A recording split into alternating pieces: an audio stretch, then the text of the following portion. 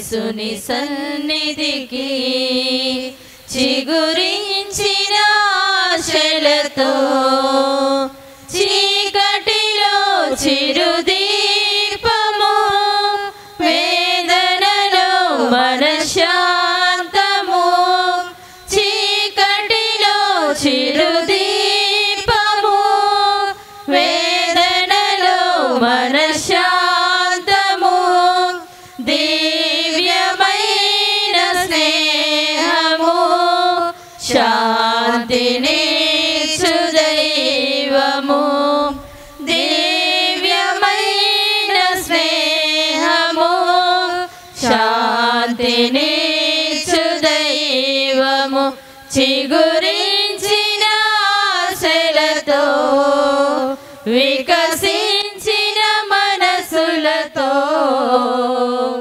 వెళ్ళెదము ప్రమిదలతో యేసుని సన్నిధికి వెళ్ళెదము ప్రమిదలతో యేసుని సన్నిధికి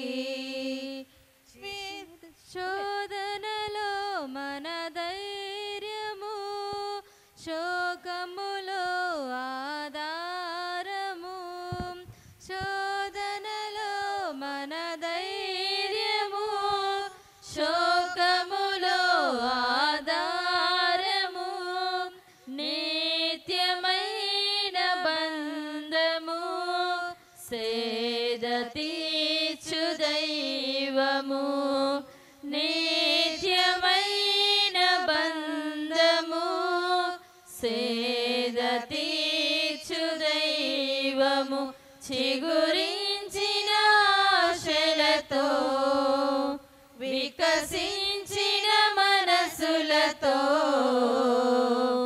వెళ్ళెదము ప్రమిదలతో యేసుని సన్నిధికి చిగురించిన ఆశలతో పితా పుత్ర పవిత్రాత్మ నామమున ఆమేన్. మన ప్రభు అయిన యేసుక్రీస్తు కృప సర్వేశ్వరుని ప్రేమ పవిత్రాత్మ సహవాసము మీ అందరితో ఉండునుగాక. మీ ఆత్మతోనూ ఉండునుగాక. క్రీస్తునాథుని యందు సర్వశక్తి గల సర్వేశ్వరుని చెంతను సహోదరి సహోదరులారా మీ చెంతను నా పాపములను ఒప్పుకొనుచున్నాను. ఏలైనా తలంపు చేతను వాక్కు చేతను క్రియల చేతను అశ్రద్ధ చేతను బహు పాపములు చేసి తిని ఇది నా తప్పు ఇది నా తప్పు ఇది నా గొప్ప తప్పు. అందుచేత నిత్య కన్యక అయిన పరిశుద్ధ మరే మాతను సకల దూతలను పునీతులను సహోదరి సహోదరులారా మిమ్మును నా కొరకు మన ప్రభు అయిన సర్వేశ్వరుని ప్రార్థింపవలనని బ్రతిమాలుకొనుచున్నాము. సర్వశక్తి గల సర్వేశ్వరుడు మనకు దయచూపి మన పాపములను మన్నించి మన నిత్య జీవితమునకు చేర్చునుగాక. ఆమేన్.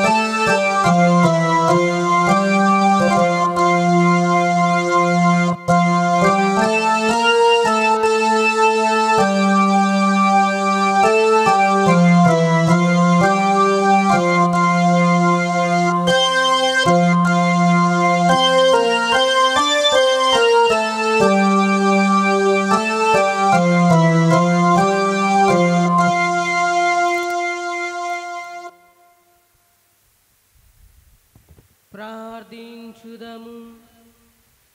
ఓ సర్వేశ్వర, నీవు విశ్వాసుల మహిమయును నీతిమంతుల జీవమునై ఉన్నావు.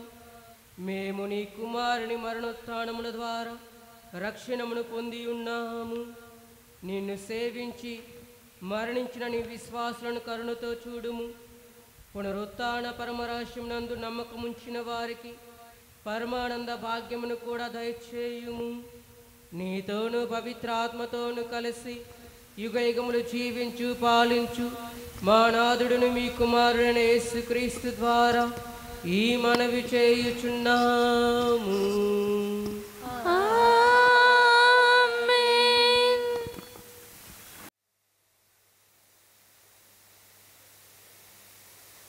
మొదటి పట్టణము. ప్రభువైన యావే మృత్యువును సదా నాశనం చేయను. యెషయా గ్రంథము 25వ అధ్యాయము 6వ వచనము మరియు 7, 9 వచనము. యెషయా గ్రంథము 25వ అధ్యాయము 6వ వచనము మరియు 7, 9 వచనము. ప్రవక్త ఇట్లు పలుకుతున్నాడు. సర్వశక్తిమంతుడైన ప్రభువు ఈ పర్వతం మీద సకల జాతులకు విందు సిద్ధము చేయును. అది ప్రశస్త మాంసపక్షములతో మధువుతో కూడి ఉండును. క్రొమ్మిన పశువుల మాంసముతో తేరుకున్న ద్రాక్ష రసముతో నిండి ఉండును. సకల జాతి జనులు జ్ఞానముతో కప్పబడిన పుస్తకములు, సకల ప్రజలను కప్పిన గొప్ప ధరను ఈ పర్వతం మీద ఆయన తొలగించును. ప్రభువైన యావే మృత్యువును సదా నాశనము చేయును. ఎల్లరి కన్నీళ్లు విడిచివేయును. భూమి మీద సకల స్థలములలో తన ప్రజలకు కలిగిన అవమానమును తొలగించును. ప్రభు స్వయముగా పలికిన పలికిది.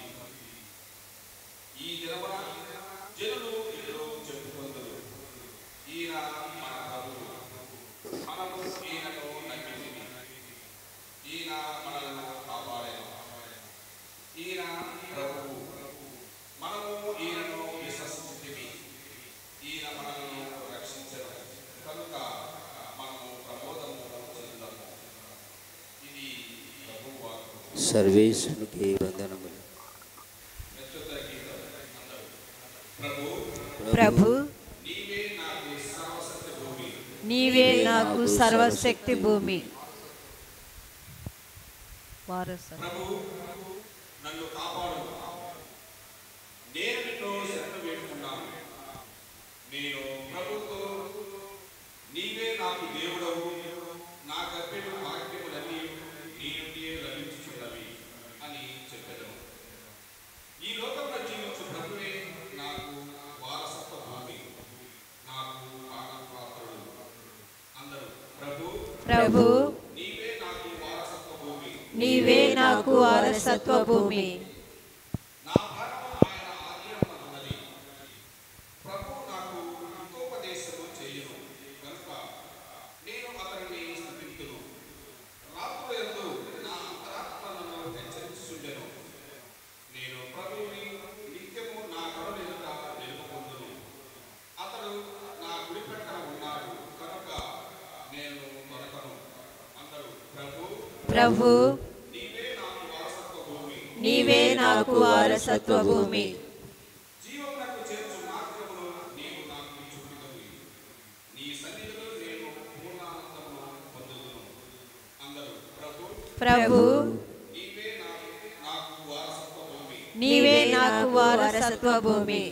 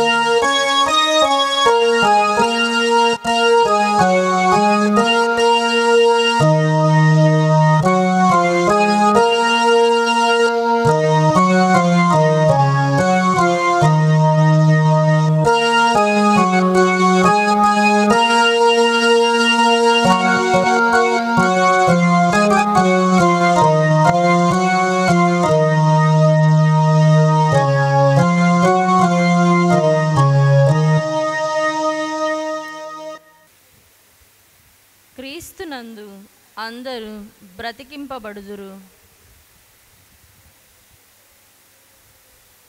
రెండవ పట్టణము.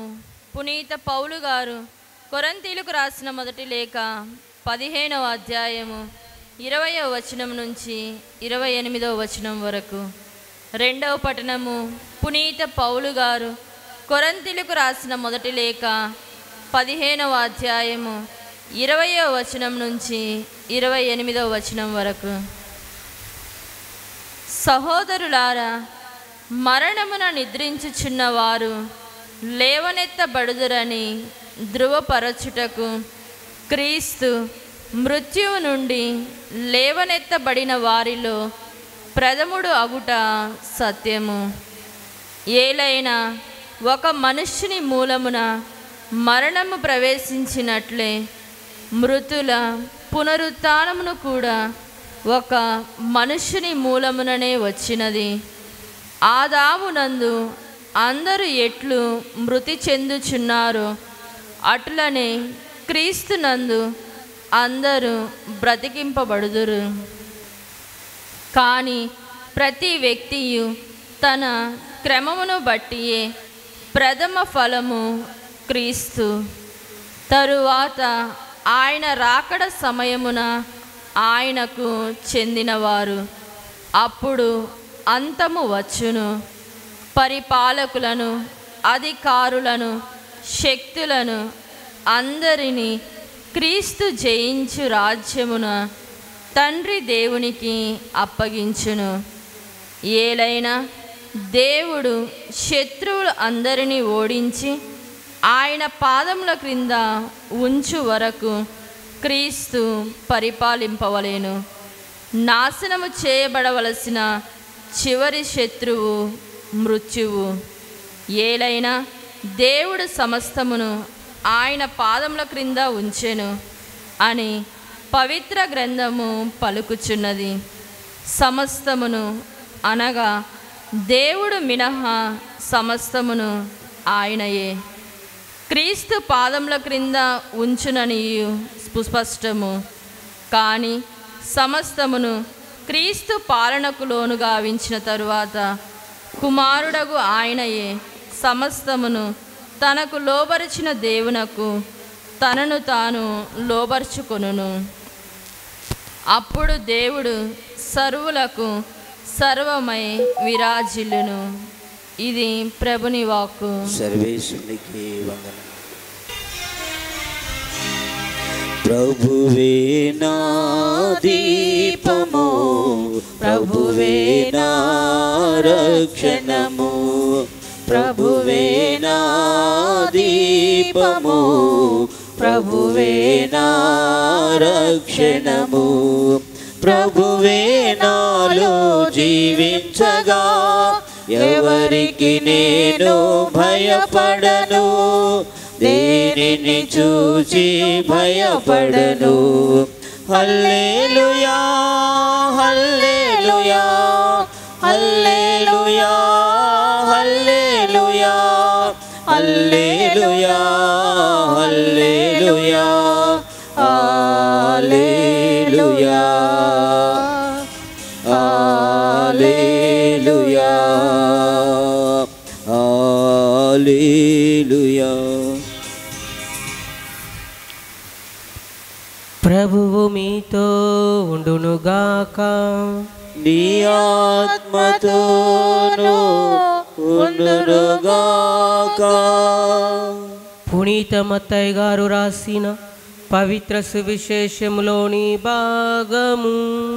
ప్రభువా మీకు మహిమ కలుగునుగాక.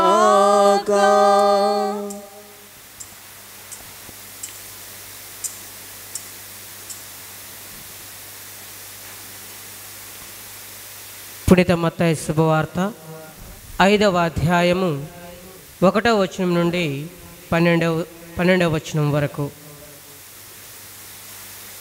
యేసు ఆ జనసమూహములను చూచి పర్వతమునెక్కి కూర్చుండెను. శిష్యులు ఆయన చుట్టూ చేరిరి. ఆయన నోరు విప్పి ఉపదేశింపనారంభించెను. దీనాత్ములు ధన్యులు, దైవరాజ్యం వారిది. శోకార్తులు ధన్యులు, వారు ఓదార్పబడదురు. వినమ్రులు ధన్యులు, వారు భూమికి వారసులగుదురు. నీతి నిమిత్తము ఆకలి దప్పుగలవారు ధన్యులు, వారు సంతృప్తి పరపబడుదురు. దయామయులు ధన్యులు, వారు దయను పొందుదురు. హృదయ శుద్ధి గలవారు ధన్యులు, వారు దేవుని దర్శింతురు. శాంతి స్థాపకులు ధన్యులు, వారు దేవుని కుమారులు అనబడుదురు. ధర్మార్థం హింసితులు ధన్యులు, దైవరాజ్యము వారిది. నా నిమిత్తము ప్రజలు మేము అవమానించినప్పుడు, హింసించినప్పుడు, నిందారోపణ గావించినప్పుడు మీరు ధన్యులు. మీకు ముందు వెలసిన ప్రవక్తలను సైతము ప్రజలు అట్లే హింసించిరి. పరలోకంలో మీకు గొప్ప బహుమానము కలదు. కావున మీరు ఆనందపడుడు, మహా ఆనందపడుడు. క్రీస్తు సువిశేషము. క్రీస్తువా మిస్తి కలుగునగాక. క్రీస్తులో ప్రియమైన సోదరి సోదరులారా, ఈరోజు మనం సకల ఆత్మాల పండుగను కొనియాడుచున్నాం. మరణించిన వారిని ప్రత్యేకముగా మనం గుర్తుకు తెచ్చుకొనిచున్నాం.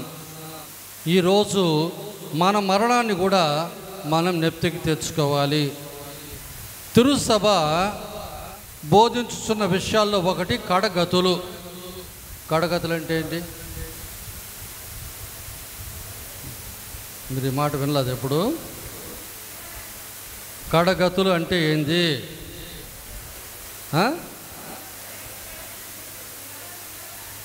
మరణము, తీర్పు, మోక్షము, నరకం, ఈ 4 కడగతులు. కడగతులు అంటే మరణము, తర్వాత వచ్చే తీర్పు, అది మోక్షమా నరకమా అన్నది. మరణం అంటే 2 రకాలైన మరణాలు ఉన్నాయి.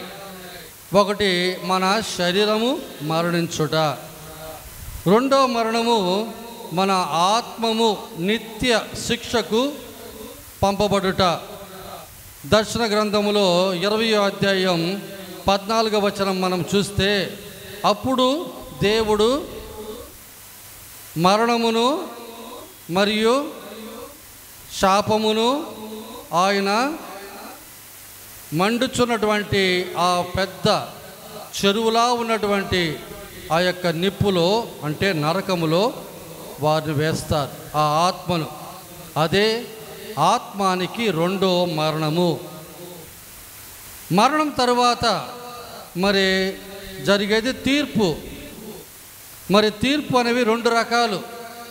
ఒకటి వ్యక్తిగత తీర్పు, ఇంకొకటి కడ తీర్పు, చివరికి లోకాంత్యమున. వ్యక్తిగత తీర్పు అనేది మనం మరణించిన వెంటనే, అప్పుడే, అక్కడే జరుగుతుంది. మరి చివరి తీర్పు అనేది లోకాంత్యమున, లోకములో ఉన్న సకల జాతి ప్రజలకు ప్రభు ఇచ్చే తీర్పు. ఇక 3వది మోక్షం. మోక్షమా నరకమా అనేది ఆ తీర్పులో మనకు తేలిపోతుంది. మరి మోక్షం పోగలిగిన వాళ్ళు ఎవరు? నిత్య జీవం పొందగలిగే వాళ్ళు ఎవరు అంటే, యోహాను సువార్త 17:3 మనం చదివితే, తండ్రిని, ఆయన పంపిన వారిని ఎవరైతే విశ్వసిస్తారో, వారు తెలుసుకుంటారో, వారు నిత్య జీవం పొందెదరు. రెండవది యోహాను సువార్త 11:25-26లో, నన్ను విశ్వసించువారు నిత్య జీవం పొందుతారు అని ప్రభు అంటారు. ఇక 3వది యోహాను సువార్త 8:51లో, నా మాటను పాటించువారు నిత్య జీవము పొందుతారు. ఇక 4వది యోహాను సువార్త 6:51-58లో, నా శరీరమును భుజించువారు నిత్య జీవం పొందుతారు. ఇక 5వది మత్తయి సువార్త 19:28లో, నన్ను అనుసరించువారు నిత్య జీవం పొందుతారు. ఈ 5టిని కలిపి 3 ముక్కల్లో చెప్పచ్చు. ఎవరైతే ప్రభువును విశ్వసిస్తారో వారు, ఎవరైతే ప్రభు మాట ప్రకారం పాటించి జీవిస్తారో వారు, ఎవరైతే ప్రభు యొక్క శరీరాన్ని భుజిస్తారో వారు, వీళ్ళు మాత్రమే నిత్య జీవం పొందగలరు. నిత్య జీవం అంటే మోక్షం. మోక్షం అంటే దేవునితో మనం ఉండటం. దేవుడు మానవుని సృష్టించినది వాడు దేవుణ్ణి తెలుసుకొని సేవించి ప్రేమించి మరణించిన తర్వాత ఆయనతో ఎల్లకాలం ఉండాలని దేవుడు మానవుని సృష్టించాడు. కానీ ఆయనకి ఇచ్చినటువంటి ఆ స్వేచ్ఛ, దేవుడు మానవుకి ఇచ్చిన ఒక గొప్ప వరం. ఆ స్వేచ్ఛలో వాడు మరణాన్ని ఎన్నుకున్నాడు కాబట్టి, నిత్య మరణాన్ని ఎన్నుకున్నాడు కాబట్టి మోక్షం చేరుకోడు. ఇక నాలుగోది నరకం. నరకం అంటే ఏంది? చెడిపోయిన సమ్నస్కులు పిశాచములని పిలువబడుదురు. వాళ్ళ కొరకు తయారు చేయబడినదే నరకం. మానవుల కొరకు కాదు. మానవులకు దేవుడు తయారు చేసి పెట్టింది మోక్షం మాత్రమే. ఈ నరకాన్ని పిశాచులకు మాత్రమే దేవుడు తయారు చేసి పెట్టాడు. మరి నువ్వు శరీరానుసారం జీవిస్తే నరకానికి పోతావు, ఆత్మానుసారం జీవిస్తే మోక్షానికి పోతావు. రోమియోలకు రాయబడిన లేఖ 8:13లో శరీరానుసారం జీవించువారు నిత్య మరణం పొందుతారు. మత్తయి సువార్త 25:41లో పిశాచమునకు దాని దూతలకు ఏర్పాటు చేయబడిన నిత్య నరకానికి పొండు అని ప్రభు చివరి తీర్పులో చెప్పుతారు. మానవుల కొరకు కాదు ప్రభు తయారు చేసింది, పిశాచమునకును దాని దూతల కొరకు తయారు చేయబడిన నిత్య నరకాగ్నిలోనికి పొండు అని దేవుడు ఆత్మకు శిక్ష ఇస్తారు. ఈ 4 కడగతులు అంటే. కాబట్టి ఈ లోకం శాశ్వతం కాదు. పదే పదే ఈ కడగతులు మనం గుర్తుకు తెచ్చుకుంటూ ఉండాలి. ఏ రోజు ఎప్పుడు ఎట్లా మరణిస్తామో తెలియదు. మరణించిన తర్వాత నువ్వు ఏ మంచి చేయాలన్నా ఇక చేయలేవు.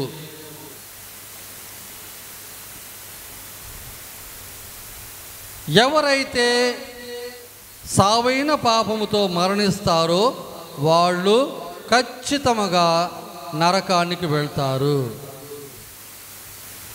సావైన పాపం అంటే ఏంటి? ఒక ఘనమైన కార్యమని తెలిసి కూడా ఇష్టపూర్తిగా చేస్తే అది సావైన పాపం. ఈ సావైన పాపం ద్వారా మన ఆత్మ దేవ ఇష్టప్రసాద స్థితిని పోగొట్టుకుంటుంది. ప్రభు ఏమన్నారు? యోహాను సువార్త 15:6లో, నేను ద్రాక్షావల్లిని, మీరు రెమ్మలు. ద్రాక్షావల్లితో ఉండనటువంటి రెమ్మ తనంతట అది జీవించజాలదు, అది ఎండిపోవును. అటు ఎండిపోయినటువంటి ఆ యొక్క రెమ్మలన్నిటిని ప్రోగు చేసి నిప్పులో వేసి వారు కాల్చెదరు. ఏ ఒక ఆత్మ అయితే దేవుని ఇష్టప్రసాద స్థితి లేకుండా, దేవుని యొక్క ప్రేమ లేకుండా, దేవుని వెలుగు లేకుండా, దేవుని జీవం లేకుండా ఉందో ఆ ఆత్మ సావైన పాపంలో ఉన్నట్టు. సావైన పాపంలో ఉన్న పరిస్థితిలో ఒక వ్యక్తి మరణిస్తే ఖచ్చితంగా ఇక నరకమే. అందుకే మనం భయముతో ఎప్పుడైతే మనం సావైన పాప స్థితిలో ఉన్నామో వెంటనే మనము పాప సైతం చేసి మనము దేవునితో సఖ్యపడాలి. యోహాను గారు రాసిన లేఖ, మొదటి లేఖ 5వ అధ్యాయం 16-17 వచనాలు ఇటు సావైన పాపాన్ని గురించి, స్వల్ప పాపాన్ని గురించి వివరిస్తున్నాయి. ఆయన ఏమంటాడంటే, తన సహోదరుడు మరణకారకము కాని పాపం చేయుట ఎవడైనను చూసిన ఎడల అతడు దేవుణ్ణి ప్రార్థించవలను. ఆ మరణకారకము కాని పాపము చేసిన వానికి దేవుడు జీవముని వసగును. మరణకారకం కాని పాపం అంటే ఏంది? స్వల్ప పాపం. నువ్వు స్వల్ప పాపంలో ఉండేటప్పుడు నువ్వు పశ్చాత్తాపపడి ఉత్తమ మనస్తాపం చెప్పితే దేవుడు అప్పుడే అక్కడే నిన్ను మన్నించుచున్నారు. రెండో భాగంలో మరణకారకమైన పాపం కూడా కలదు. మరణకారకమైన పాపం కూడా కలదు. దాన్ని గూర్చి మీరు దేవుణ్ణి ప్రార్థించవాలని నేను చెప్పుటలేదు. మరణకారకమైన పాపం అంటే సావైన పాపం కూడా ఉంది. దానికి నువ్వు దేవుణ్ణి ప్రార్థించాలని నేను చెప్పటలేదు అంటాడు. అంటే ఆడ ప్రార్థన సరిపోదు. సమస్త అక్రమములు పాపమే, కానీ అందు మరణకారకము కాని పాపం ఉన్నది. అదే స్వల్ప పాపం. సావైన పాపం, స్వల్ప పాపం. సావైన పాపానికి 3 విషయాలు చెప్పా. దాంట్లో ఒకటి కన్నా తగ్గితే అది స్వల్ప పాపం. స్వల్ప పాపంలో ఉన్న వ్యక్తి దివ్యబలి పూజలో పాల్పంచుకున్నప్పుడు ప్రారంభంలో నా తప్పు అని ఆ ఉత్తమ మనస్తాప జపం చెప్పుతారు. అప్పుడు దేవుడు అతన్ని మన్నించి తనతో ఐక్యపరుచుకుంటాడు. స్వల్ప పాపం ఉన్నటువంటి వ్యక్తి యొక్క ఆత్మలో దేవయిష్ట ప్రసాద స్థితి ఉన్నది. ఆయన సావైన పాపంలో లేడు. దైవ కృప ఉన్నది. ద్రాక్షవల్లితో ఆ రెమ్మ కలిసి ఉంది, కానీ క్షీణించి ఉంది, అనగా స్వల్ప పాపం. ఆ స్వల్ప పాపానికి చేసేటువంటి ప్రార్థన ఇదిగో ఉత్తమ మనస్తాప జపం. మరి సావైన పాపానికి పాప సంగీతం ఒకటే మార్గం. సావైన పాపంలో ఉన్న వ్యక్తి ఖచ్చితంగా పాప సంగీతం చేసుకుంటేనే దేవునితో సఖ్యపడగలరు. శరీరము నిగరగలాడచ్చు, అందముగా ఉండొచ్చు, ఆరోగ్యంగా ఉండొచ్చు, ఆత్మలో ఆ జీవం ఉండదు. అందువల్ల అటువంటి వ్యక్తి వెంటనే పాప సంహితం చేసుకోవాలి. ప్రభు ఇచ్చే రెండో మార్గం, ఒకవేళ ఆ వ్యక్తి మరణ సందర్భంలో ఉన్నట్టయితే, తన నోరు తెరిచి పాప సంహితం చేయలేని పరిస్థితిలో ఉన్నట్టయితే, అతనికి వ్యాధిగ్రస్తుల అభ్యంగం ఇవ్వటం ద్వారా ఆయన పాపాలు మన్నించబడతాయి. నోరు తెరిచి ఆయన జపం చెప్పకపోయినా, పాపాలు వెల్లడి చేయకపోయినా, గురువు అతనికి ఇచ్చినటువంటి ఆ అభ్యంగం ద్వారా ఆయన సర్వ పాపములు కూడా ఆ టైంలో ప్రభు మన్నించున్నారు. అంటే నువ్వు పాప సంహితం చేసినదో లెక్క. ఆ సందర్భంలో దేవేష్ట ప్రసాద స్థితిని మళ్ళా నువ్వు పొందుతున్నావు. ఇది ముఖ్యమైనటువంటి ఒక సత్యం. ప్రతి ఒక్కరూ బాగా అర్థం చేసుకొని మనసులో పెట్టుకోండి. మీ మనస్సాక్షి మీకు చెప్పుతుంది, నువ్వు సావైన పాప స్థితిలో ఉన్నావా, స్వల్ప పాప స్థితిలో ఉన్నావా, మీ మనస్సాక్షి మీకు చెప్పుతుంది. దాన్ని బట్టి వెంటనే మీరు పాప సంహితం చేసుకోవాలి. ఇవే కడగతుల గురించి. ఇప్పుడు ఉత్తరించే స్థలం అంటే ఏంటి? యూదులు మరణించినటువంటి ఆత్మలు కొంతకాలము అవి మోక్షానికి వెళ్లకుండా ఉండే స్థలంలో ఉంటాయి అని నమ్మేవాళ్ళు. యూదుల యొక్క క్యాటకిజంలో తాల్ముద్ అని అంటారు. దాంట్లో మరణించిన వారికి ప్రార్థన చేయాలని సూచించారు. మరియు యూదుల యొక్క ప్రాచీన ప్రార్థనలో మోనస్ కేడెస్ అని అంటారు. మరణించిన వారి కొరకు 11 నెలలు మనం ప్రార్థన చేయాలి అని వాళ్ళు నమ్మేవారు. మొదటి శతాబ్దంలో మరణించినటువంటి వారిని భూస్థాపితం చేసినటువంటి ఆ స్థలాల్లో వాళ్ళ కొరకు ప్రార్థనలు రాయబడి ఉన్నవి. క్రీస్తు శకం 160-240 ఆ సమయంలో జీవించినటువంటి మన తిరుసభ పితామహుల్లో ఒకడు టెర్టుల్లియన్ అనే ఆయన మరణించిన వారి కొరకు పూజలు సమర్పించాలి అని సూచించాడు. ఆ పూజలు ముఖ్యముగా విధవరాండ్లు తమ భర్తల కొరకు వాళ్ళు ప్రత్యేకముగా ప్రార్థించాలని సూచించాడు. అలాగే అగుస్తీన్ వారు తన తల్లి కొరకు దివ్య బలి పూజలు ఆయన సమర్పించారు. మనము చెప్పుతున్నటువంటి విశ్వాస సంగ్రహంలో మరణించిన వారి కొరకు యొక్క ఉత్థానం గురించి మనం విశ్వసించుచున్నాం అని చెప్పుచున్నాం. మన విశ్వాస సంగ్రహంలో అది కూడా ఒక భాగమే. దర్శన గ్రంథంలో 21:27లో అపవిత్రమైనది ఏదియు మోక్షములో ప్రవేశింపజాలదు అని గట్టిగా రాయబడి ఉన్నది. అదే సముద్ర సామెతల గ్రంథంలో 24:16లో నీతిమంతుడు ఒక రోజుకి 7 సార్లు పాపం కట్టుకుంటాడు అంటాడు.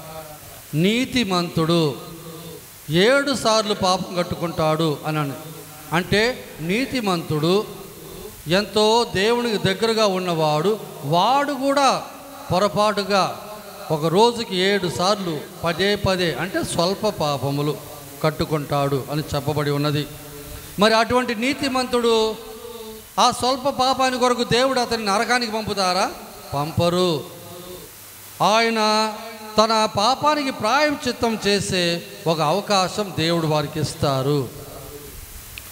837 సంవత్సరం 4వ గెరగోరి అనే పాపు గారు ఈ యొక్క పండుగను స్థాపించారు. 6వ శతాబ్దంలో కూడా ఇంగ్లాండ్ దేశంలో మరణించిన వారి కొరకు పునీతుల కొరకు గురించిన పండుగలు కొనియాడేవాడు. అక్టోబర్ 31 నుంచి నవంబర్ 2వ తారీఖు వరకు. 998 నుంచి 1030 వరకు జీవించినటువంటి ఒక పునీతుడు ఒడిల్లో అనేటువంటి ఒక పునీతుడు ఫ్రాన్స్ దేశంలో ఆయన మొట్టమొదటిగా మరణించిన వారి కొరకు ప్రార్థనలు చెయ్యాలి, పూజలు పెట్టాలి, ముఖ్యంగా నవంబర్ 2వ తారీఖు అని ఆయన ప్రారంభించాడు. ఆ రోజు మరణించిన వారి కొరకు ప్రార్థనలు, వారి కొరకు దాన ధర్మ క్రియలు, వారి కొరకు ఉపవాస క్రియలు చేయాలి అని సూచించాడు.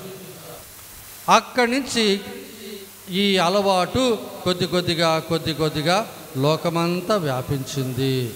ఈరోజు ముఖ్యంగా ఈ పండుగ రోజు మరణించిన వారి కొరకు మనం ప్రార్థించేది ఈ అలవాటును అవలంబించి. ఈ సకల ఆత్మాల పండుగను మనం ఎట్ట పాటిస్తామంటే, మొట్టమొదటిగా ప్రతి గురువు కూడా 3 పూజలు సమర్పించాలి. మొట్టమొదటిది పాపుగారి ఉద్దేశం కొరకు, రెండోది తన వ్యక్తిగత తన కుటుంబంలో మరణించిన వారి యొక్క ఆత్మవిశ్రాంతి కొరకు, లేక తాను ఎవరికైతే సమర్పించాలో వారి కొరకు, మూడోది సకల ఆత్మాల కొరకు. ఈరోజు మోక్షపు తలుపులు విశాలంగా తెరవబడి ఆత్మలందరూ కూడా మోక్షానికి ఎనలేని సంఖ్యలో వెళ్ళి చేరుతూ ఉంటారు. 1915 సంవత్సరము 15వ బెనడిక్ట్ పాపు గారు ఈ 3 పూజల అలవాటును వారు ప్రారంభించారు. ఎందుకంటే ఆ రోజుల్లో చాలామంది మరణించారు. ముఖ్యంగా 2వ ప్రపంచ యుద్ధం అయిన వెంటనే ఇంకా కూడా ఆ సందర్భాల్లో మరణించిన వారి కొరకు ప్రార్థన చేసేవారు లేరు. కాబట్టి ఇలా 3 పూజలు సమర్పించి ప్రార్థన చేయాలి అని సూచించారు. విశ్వాస సంగ్రహంలో పునీతుల సంఘ ప్రయోజనమును విశ్వసించుచున్నాను అని ఒక మాట ఉన్నది. మరి ఆ సంఘ ప్రయోజనం అంటే ఏంది? తిరుసభలో 3 భాగాలు ఉన్నాయి. మోక్షవాసులు జయసభ అని అంటారు, భూలోకవాసులను యుద్ధ సభ అని అంటారు, మరి ఉత్తరించే వాళ్ళని ఉత్తరించే సభ అని అంటారు. ఈ 3 సభలు కూడా ఒకరికి ఒకరు సహాయం చేసుకుంటారు. అదే అచ్చిష్ట వాళ్ళ సంఘ ప్రయోజనం. అంటే మోక్షవాసులకి మన ప్రార్థనలు అవసరం లేదు, వాళ్ళు దేవుళ్ళతో ఉన్నారు. వారి కొరకు ఉత్తరించే సభలో ఉన్నవాళ్ళు ప్రార్థన చేయాల్సిన అవసరం లేదు. కానీ యుద్ధ సభలో ఉన్న మన కొరకు మోక్షవాసులు ప్రార్థన చెయ్యాలి. అలాగే ఉత్తరించే సభ వాళ్ళు కొరకు వాళ్ళు ప్రార్థన చేసుకునే ప్రయోజనం లేదు. అలా చేస్తే అది స్వార్థపరమైన ప్రార్థన, దేవుడు అంగీకరించు. కాబట్టి వాళ్ళు ఎప్పుడు కూడా మన కోసమే ప్రార్థన చేస్తుంటారు అక్కడ. మరి వాళ్ళ కోసం ఎవరు చేయాలి? మోక్షవాసులు చేయాలి, భూలోక వాసులు మనము చేయాలి. మరణించిన వారి కొరకు పూజలు సమర్పించాలి ఈ లోకంలో మనము. ఆ పూజల ద్వారా ఆ ఉత్తరించే స్థలంలో ఉన్నటువంటి వాళ్ళు తమ ఉత్తరింపు తీరి వాళ్ళు త్వరగా మోక్షం పోవాలని మనం వారి కొరకు ప్రార్థించాలి. రెండోది, ఈరోజు ప్రత్యేకముగా కథోలిక క్రైస్తవులు వాళ్ళు సమాధులు దర్శించి వాళ్ళు బంధుమిత్రాదుల యొక్క సమాధులు శుభ్రం చేసి అలంకరణ చేసి ఒత్తులు పెట్టి పూలు వేసి ప్రార్థన చేస్తారు. కానీ వాళ్ళ కొరకు సమర్పించే ఒక పూజకి ఏవి కూడా సమం కాదు. కానీ మన మనోతృప్తి కొరకు వాళ్ళ యొక్క సమాధిని శుభ్రం చేసి మనం గుర్తుకు తెచ్చుకుంటాం. ఈ లోకంలో వాళ్ళు మనకు చేసిన మేలులు చూపించిన ప్రేమ గుర్తుపెట్టుకొని కృతజ్ఞతగా వాళ్ళ తరపున దాన ధర్మ క్రియలు, అన్నదానాలు మరియు ఉపవాసములు, ప్రార్థనలు చేయాలి. ప్రార్థనలన్నిటిలో చాలా ముఖ్యమైనది దివ్య బలి పూజ. మూడోది, ఎవరైతే ఈరోజు సమాధులు దర్శించి అక్కడ వాళ్ళు పాపగారి యొక్క తలపుల కొరకు ఒక పరలోక జపం, మంగళవార్త జపం, త్రిత్వైక స్తోత్రం చెప్పుతారు, వాళ్ళకి పరిపూర్ణ ఫలాలు ఇస్తుంది తిరుసభ. పరిపూర్ణ ఫలాలంటే ఏంటి? మనం కట్టుకున్న పాపాల కొరకు మనం చేయాల్సిన ప్రాయశ్చిత్తాన్ని ఈ లోకంలోనే చేసే ఒక అవకాశం. బైబిల్ గ్రంథంలో మరణించిన వారి గురించి ఏం చెప్పబడిందంటే, 1 మక్కబీయుల గ్రంథంలో 5వ అధ్యాయం 58వ వచనం చదివితే, ఆ రోజుల్లో అంటే క్రీస్తు ప్రభువు రాకకు ముందు 2వ శతాబ్దంలో యూదాస్ మక్కబీయుస్ అన్నటువంటి ఆయన గోర్గియాస్ అన్నటువంటి యుదుమేయుడితో రాజుతో యుద్ధం చేశాడు. ఆ యుద్ధంలో ఈయన యూదుల యొక్క దళాధిపతిగా వీళ్ళు నడిపించారు. ఆ యుద్ధంలో తాను విజయం సాధించాడు. విజయం సాధించినను ఈయన పక్క ఉన్నటువంటి కొంతమంది మరణించారు. వాళ్ళు మరణించడం మామూలుగా యుద్ధంలో ఇరువైపులు ఉన్న వాళ్ళు మరణించడం సహజం. వీళ్ళు మరణించిన తర్వాత వాళ్ళకి మరుసటి రోజు ఆ యుద్ధ భూమికి వెళ్ళి వాళ్ళందరినీ కూడా తీసుకొని వచ్చి గౌరవప్రదముగా వారికి భూస్థాపితం చెయ్యాలి అని ఈయన తన అనుచరులు అందరూ పిలుచుకొని ఈ యూదాస్ మక్కబీయుస్ అక్కడికి వెళ్ళాడు. అక్కడికి వెళ్ళి కింద పడిపోయిన వాళ్ళందరినీ కూడా తిరగేసి చూస్తుంటే వాళ్ళందరూ కూడా దబ్బర దేవర్లకి దేవుళ్ళకి సమర్పించబడినటువంటి ఉత్రియాలు కట్టుకొని ఉన్నారు. ఆ ఉత్రియం అనేది ఏంటి? వెండితో చేయబడిన చిన్న ఒక డబ్బా, దాని లోపల కొన్ని మాటలు రాసి చిన్నగా అట్ట రోల్ చేసి లోపల పెట్టి మూసేస్తారు, నీళ్లు లోపల పోకుండా. దానికి ఒక ఉంగరంలాగి తొడిగి మెడ కట్టుకుంటారు, నడుము కట్టుకుంటారు, చేతిలో కట్టుకుంటారు. ఈ అలవాటు ఇప్పుడు కూడా ఇతర మతాల్లో ఉన్నది. తుదియోపదేశ గ్రంథము 7వ అధ్యాయం 25, 26 ఏం చెబుతుందంటే, ఏ యూదుడు కూడా ఇటువంటి ఉత్రియాలు కట్టుకోకూడదు, వాటిని కాల్చేయాలి. అంటే యెహోవా మీద నీకు నమ్మకం లేదు, దబ్బర దేవతల మీద నమ్మకమా అన్న మాటకి అది వర్తిస్తుంది. అందువల్ల ఏ యూదుడు కూడా సరే దబ్బర దేవుళ్ళకి దేవుళ్ళకి సమర్పించబడినటువంటి ఆ ఉత్రియాలు కట్టుకోకూడదు. ఎప్పుడైతే ఆ ఉత్రియాలు వాళ్ళు ఆయన చూశాడో వాళ్ళు మరణించడానికి కారణం ఈ ఉత్రియం కట్టుకోవటమే. మక్కబీయుల గ్రంథం 2వ మక్కబీయుల గ్రంథం 12వ అధ్యాయం 42, 43, 45 వచనాలు ఇలా చెప్పుచున్నాయి. వారు ఈ పాపమును పూర్తిగా క్షమింపవలని ప్రార్థన చేసిరి. అప్పుడు శూరుడైన యూదా, మీరు ఈ పాప ఫలితమును కనులార చూచితి గనుక ఇక మీదట మీరు పాపం నుండి వైదొలగి ఉండు అని హెచ్చరించను. అంటే వాళ్ళు చచ్చిపోవడానికి కారణం ఇదే, ఈ పాపమే అని సూచించాడు.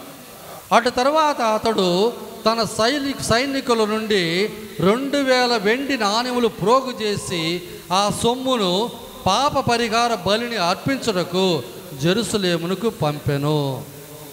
అతడు మృతులు మరల ఉత్థానమగుదురని విశ్వసించెను కనుక ఈ పుణ్యకార్యమును చేసెను. ప్రొటెస్టెంట్ వాళ్ళు ఉత్తరించే స్థలాల గురించి నమ్మరు. అందుకే అంటారు, ఉత్తరించే స్థలంలో కథోలిక క్రైస్తవుల కంటే ప్రొటెస్టెంట్ వాళ్ళు చాలామంది ఉన్నారంట. ఎందుకంటే వాళ్ళ కొరకు ప్రార్థన చేసేవాళ్ళు లేరు, పూజలు సమర్పించేవాళ్ళు లేరు. 540 604 వరకు జీవించినటువంటి మహా గెరగోరి అనే పుణిత పాపుగారు లెక్కలో 64వ పాపుగారు, అంటే రోమాపురికి బిషప్గా ఉన్నవారు. వారు చనిపోయిన వాళ్ళ కొరకు 30 పూజలు సమర్పించే ఒక అలవాటు ప్రారంభించారు. ఎందుకంటే తుదియోపదేశ గ్రంథములో 34:8లో ఇశ్రాయేలు మరణించినటువంటి మోయిజు కొరకు 30 రోజులు వాళ్ళు విలపించారు అని మనం చదువుతున్నాం. బహుశా దానిని బట్టి ఏమో ఆయన 30 అనేటువంటి మాట వాడాడు. ఆయన తన వద్ద ఆ రోజుల్లో ఆయన పాపుగారుగా కాకముందు ఒక సన్యాసిగా, అంటే ఈ మఠాల్లో ఉన్నటువంటి ఒక గురువుగా ఉండేవాడు. ఆయన చనిపోతున్నటువంటి ఒక సన్యాసిని ఆయన చూసినప్పుడు ఆయన తాను బంగారం కొద్దిగా తన వద్ద దాచిపెట్టుకోవడం చూశాడు. అటు తర్వాత అతన్ని ఆ మఠం నుంచి వెలివేశారు. తర్వాత చనిపోయాడు. చనిపోయిన తర్వాత ఆయన ఆత్మ కొరకు ఈయన పాపుగారు అయిన తర్వాత 30 పూజలు ప్రతిరోజు సమర్పించాలా. దాన్ని గ్రెగోరియన్ మాస్ అని అంటారు. మామూలుగా మరణించే వారికైనా చేయొచ్చు. హఠాత్తుగా ఒక మామూలు మరణం కాకుండా ఇతర విధంగా వారి కొరైనా సరే ప్రార్థన చేయాలని ఈ 30 పూజలు సమర్పించడం జరిగింది. ఆ 30 పూజలైన తర్వాత ఆయన ఆత్మ వారికి కనిపించి, ఇదిగో ఈ పూజల ద్వారా ఈరోజు నేను మోక్షం వెళ్ళగలుగుతున్నాను అని చెప్పారు. యేసుక్రీస్తులో ప్రియమైన సోదరి సోదరులారా, మరణించిన వారి కొరకు మనం చేసే ఒక గొప్ప మేలు ఇంతెత్తు సమాధి కట్టడం కాదు, లేక ఇంత వెడల్పు వాళ్ళకి పూలు వేసి పెట్టేది కాదు. దానివల్ల వాళ్ళకి ఒక్క వెంట్రుకంత ఫలితం కూడా లేదు. బాగా గుర్తుపెట్టుకోండి. కానీ వాళ్ళ కొరకు మీరు సమర్పించే పూజలే నిజమైనటువంటి ఒక సంతోషం.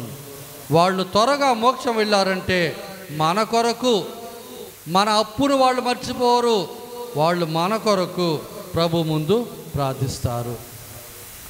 సరే, ఉత్తరించే స్థలంలో ఆత్మలు ఎందువల్ల ఉండాలి అంటే, మన పాపానికి పరిహారం ప్రభు స్లీవులో చేశారు. తద్వారా మనం నరకానికి పోయేటువంటి ఒక పరిస్థితిని తప్పించాడు. పుట్టే ప్రతి బిడ్డ కూడా జన్మ పాపంతో పుడతారు. వాళ్ళ జీవితంలో బుద్ధి వివరం తెలుసుకున్న తర్వాత వాళ్ళు కట్టుకునేది కర్మ పాపం. కర్మ పాపాలు 2 రకాలు. ఒకటి సావైన పాపం, ఒకటి స్వల్ప పాపం. నువ్వు 70-80 ఏళ్ళ వరకు జీవించావనుకో, జ్ఞానస్థానం పొందిన తర్వాత, నీకు బుద్ధి వివరం తెలిసిన తర్వాత నువ్వు కట్టుకున్న పాపాలన్నీ కూడా కర్మ పాపాలే. ఆ కర్మ పాపాల్లో సావైన పాపంగా ఉంటే, నువ్వు పాప సంచరణ చేసి ఉంటే ఆ పాపం మన్నించబడింది. ఎందువల్ల ప్రభు మన కొరకు స్లీవులో మరణించారు కాబట్టి. మరి మన తరపున మనం చేయాల్సిన ప్రాయశ్చిత్తం ఇంకా ఉంది. ఆ ప్రాయశ్చిత్తాన్ని ఏ విధంగా చేయాలా? మన వల్ల వీలైనంత వరకు పూజలు ప్రార్థన ద్వారా, ఈ లోకంలో జీవించి ఉన్నప్పుడే పూజలు ప్రార్థన ద్వారా, ఉపవాస క్రియల ద్వారా, దాన ధర్మ క్రియల ద్వారా, అన్నదానాల ద్వారా, ఈ 3 ద్వారా మన పాపానికి మనం ప్రాయశ్చిత్తం ఈ లోకంలోనే చేసుకుంటే అప్పుడు మరణించేటప్పుడు చక్కగా మోక్షం పోవచ్చు. కొంతమంది పునీతులు అంటారు, మన్నించబడినటువంటి సావైన పాపానికి 7 సంవత్సరాలు ఉత్తరించే స్థలంలో ఉండాలని. ఇది తిరుసభ బోధించట్లేదు. కొంతమంది పునీతులు తమ జీవితంలో చరిత్రలు చెప్పుతారు. మన్నించబడినటువంటి సావైన పాపానికి 7 సంవత్సరాలంటే మన జీవితంలో ఎన్ని సావైన పాపాలు కట్టుకున్నామో అవన్నీ దేవుడు మన్నించి ఉన్నా మరి ఆ లెక్క ఎక్కడికి పోవాలి? అందుకే మరణించిన ప్రతి ఒక్క వ్యక్తి కూడా ఉత్తరించే స్థలానికి వెళ్తారు. మనం అనుకున్నట్టుగా 1-2 సంవత్సరాలు వెళ్ళిపోతారు అనుకోబాకండి. 100 సంవత్సరాలు ఉండే అవకాశం ఉంది. మరి తల్లి ఫాతిమాలో దర్శనం ఇచ్చారు. ఆ దర్శనంలో మొట్టమొదటిగా ఈ లూసియా, జెసింతా, ఫ్రాన్సిస్ అనే 3 పిల్లలు మరి తల్లిని చూస్తున్నారు. మొట్టమొదటిగా చూసేటప్పుడు, అమ్మ నువ్వు ఎక్కడి నుంచి వచ్చావు? నేను మోక్షం నుంచి వచ్చాను. నువ్వు ఎవరమ్మా? దేవుని తల్లి. మరే మా ఊర్లో 2 స్త్రీలు మరణించారు, వాళ్ళు ఇప్పుడు ఎక్కడ ఉన్నారు అని లూసియా అడిగింది. అప్పుడు మరియ తల్లి ఏమన్నారు? ఒకరు నాతో ఉన్నారు, అంటే మోక్షంలో ఉన్నారు. రెండో ఆమె లోకాంత్య వరకు ఆమె ఉత్తరించే స్థలంలో ఉంటుంది. ఎంత ఘోరం! అప్పుడు ఆమె ఏం పాపం కట్టుకుడిందో మనకు తెలియదు. లోకాంత్యం వరకు ఉత్తరించే స్థలంలో ఉంటుంది. మరియ తల్లి చెప్పిన మాట ఇది ఫాతిమాలో. అప్పుడు రేపు మన లెక్క ఎట్ట? కొన్ని రోజులకే మరణించిన వారిని మర్చిపోతుంటే ఎవరు మన కొరకు ప్రార్థన చేస్తారు? అందుకే మరణించిన వారి కొరకు పదే పూజలు పెట్టాలి, ప్రార్థన చేయాలి. మరణించిన వారిని కనుక మీరు మర్చిపోతే ప్రభు మనల్ని శిక్షిస్తారు. ఎందువల్ల? నీకు అంత మాత్రం సోదర ప్రేమ లేదా అని ప్రభు మన అనగలరు. సిస్టర్ ఫాస్టినా గారు ఒక దర్శనం చూశారు. యేసు ప్రభు ఆమెకి అటువంటి ఒక అనుభవం ఇచ్చారు. ఆ అనుభవంలో ఏమన్నారు? ఇదిగో ఫాస్టినా గారి యొక్క కావలైన సంరక్షకుడు ఆమెని ఉత్తరించే స్థలానికి నడిపించారు. ఆ ఉత్తరించే స్థలంలో నిప్పులో ఆత్మలు పడే ఆవేదన అంతా ఇంత కాదు. అలా వాళ్ళు బాధపడుతుంటే ఆమె చూసి ప్రభును చూసి, ప్రభువా ఇది అవసరమేనా? వాళ్ళు ఇలా బాధపడాల్సిందేనా అని అంటే ప్రభు ఏమన్నారో తెలుసా? నా కనికరం దానికి ఒప్పుకోలేదు, కానీ నా న్యాయం దాన్ని శాసిస్తుంది. దేవునిలో అన్ని సద్గుణాలు పరిపూర్ణముగా ఉన్నాయి. కనికరం ఎంత ఉందో అంత న్యాయం కూడా ఉంది. ఆ న్యాయములో అతడు మనల్ని శిక్షించవచ్చు. అందుకే ప్రభు అన్నారు, ఈ లోకానికి నేను ఇచ్చే చివరి అవకాశం నా కనికరము. ఎవరైతే నా కనికరపు ద్వారం గుండా ప్రవేశించరో వాళ్ళు నా న్యాయపు ద్వారం గుండా ప్రవేశించాల్సి వచ్చింది అని తెలియజేశారు. కాబట్టి యేసుక్రీస్తులో ప్రియమైన సోదరి సోదరులారా, మనము భయముతో వణుకుతూ మనం మన జీవితాన్ని గడపాలి. మన మరణాన్ని పదే గుర్తుకు తెచ్చుకుంటూ, ఈ లోకం శాశ్వతం కాదు. ఈ లోకంలో మనకెంతున్నా ఏమున్నా ఒక్క వెంట్రుక కూడా మనతో రాదు. నువ్వు మరణించినటువంటి కొన్ని క్షణాలకే, కొన్ని రోజులకే నిన్ను అందరూ మర్చిపోతారు. నువ్వు ఎంత చేర్చి పెట్టుకున్నా, ఎంత గొప్ప పేరున్నా, మనిషికున్న 12 ఆశలు అన్నీ పరిపూర్తి అయి ఉన్నా, మరణం తర్వాత నువ్వు ఒంటరిగా ప్రభును కలవాలి. తమిళ్లో ఒక పాట ఉన్నది. ఆ పాట ఏమంటుందంటే, వీడు వరై ఉరవు, నువ్వు చనిపోయిన తర్వాత నిన్ను చూసేదానికి నీ బంధువులందరూ ఇంటి వరకు వస్తారు. వీధి వరై మనవి అంటే నీతో పాటు ఆ వీధిలో వరకు, ఆ యొక్క వీధి వరకు నీ భార్య వస్తుంది. కాడు వరై పిళ్ళై అంటే నిన్ను భూస్థాపితం చేయడానికి ఆ భూస్థాపిత స్థలానికి వరకు నీ కుమారుడు వస్తాడు. కడసి వర యారో, మరి చివరి వరకు ఎవరో? అదే వాస్తవం. మనతో వచ్చేది రెండు, మనం కట్టుకున్నటువంటి సత్క్రియలు, మనం కట్టుకున్న దుష్క్రియలు. ఈ 2 మూటలు తీసుకొని మనం ప్రభు ముందు మన యొక్క తీర్పుకి వెళ్తాం. నేను చిన్నప్పుడు ఒక పటం చూశాను. తీర్పుకి ముందు ఈ ఆత్మ ఇట్ట నిలబడుకొని ఉన్నాడు. ఈ ప్రభు ముందు ఒక పెద్ద తక్కిడి త్రాసు ఒకటి ఉన్నది. ప్రభు ముందు అది నిలబడి ఉన్నది. ఇటువైపు ఉన్న తట్టలో ఒక పెద్ద మూట పెట్టుకుని సైతాన్ ఎక్కి కూర్చొని ఉంది. ఇటువైపు తట్టలో ఇంకొక చిన్న మూట పెట్టుకొని మనకు కావలైన సమ్మనసుకుడు కూర్చొని ఉన్నాడు.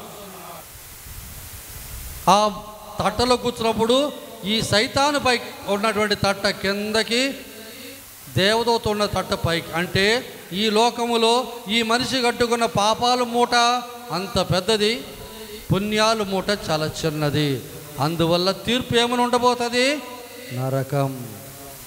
2వ పటములో ఇటువైపు ఈ దేవదూత ఉన్నటువంటి ఆ తక్కిడిలో ఈ తన వద్ద పెద్ద మూటతో ఆ దేవదూత ఇటు కూర్చోంది.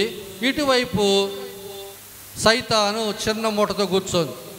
మరి ఇక్కడ తక్కిడి పైకి లేచింది, దేవదూత పక్క ఉన్నటువంటిది కిందకు పోయింది. అంటే ఇప్పుడు బరువు ఎక్కువ. అంటే ఈ మనిషి ఎక్కువ పుణ్య కార్యాలు చేశాడు కాబట్టి ప్రభు తీర్పు మోక్షమని ఉంటుంది అని ఆ పటం ద్వారా వాళ్ళు సూచించారు. మరణించిన వాళ్ళ కొరకు ప్రార్థన చేసేది ఈరోజు ముఖ్యం.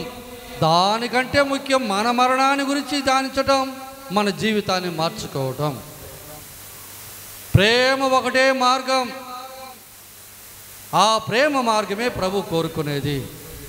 ఆ ప్రేమను మన తలంపు ద్వారా, వాక్కు ద్వారా, క్రియల ద్వారా వెల్లడి చేయటం, దేవుని యొక్క వాక్యానుసారం జీవించటం, ప్రభువును నమ్మటం, మన జీవితాన్ని ప్రభువుకు అంకితం చేసుకోవటం. ఇది ఒకటే నిత్య జీవం పొందే మార్గం. ఇదే ఈరోజు ప్రభు మనకిచ్చే వాక్యం. ప్రేమన సోదరి సోదరులారా, పరలోకమును భూలోకమును సృష్టించిన సర్వశక్తి గల పితే అయిన సర్వేశ్వరుని విశ్వసిస్తున్నాను. అతని యొక్క ఏకపుత్రుడు మన యొక్క నాథుడైన యేసుక్రీస్తుని విశ్వసిస్తున్నాను. ఇతడు పవిత్రాత్మ వలన గర్భమై కన్యక నుండి పుట్టెను. పొన్సు పిలాతు అధికారంలోనే పాటుపడి శిలువ మీద కొట్టబడి మరణం పొంది సమాధిలో ఉంచబడెను. పాతాళమును దిగి 3వ నాడు చనిపోయిన వారిని లేచెను. పరలోకంకెక్కి సర్వశక్తి గల పితే అయిన సర్వేశ్వరుని కుడి ప్రక్కన కూర్చొని ఉన్నారు. అక్కడ నుండి జీవించు వాళ్ళకును చనిపోయిన వాళ్లకు తీర్పు చేటకు వచ్చును. పవిత్ర ఆత్మను విశ్వసించుచున్నాను. పరిశుద్ధ కథోలిక సభను, పునీతుల సంబంధ ప్రయోజనం, పాపముల మన్నింపును విశ్వసిస్తున్నాను. శరీరముకు దానమును విశ్వసిస్తున్నాను. నిత్య జీవమును విశ్వసిస్తున్నాను. స్వామి ఆమేన్.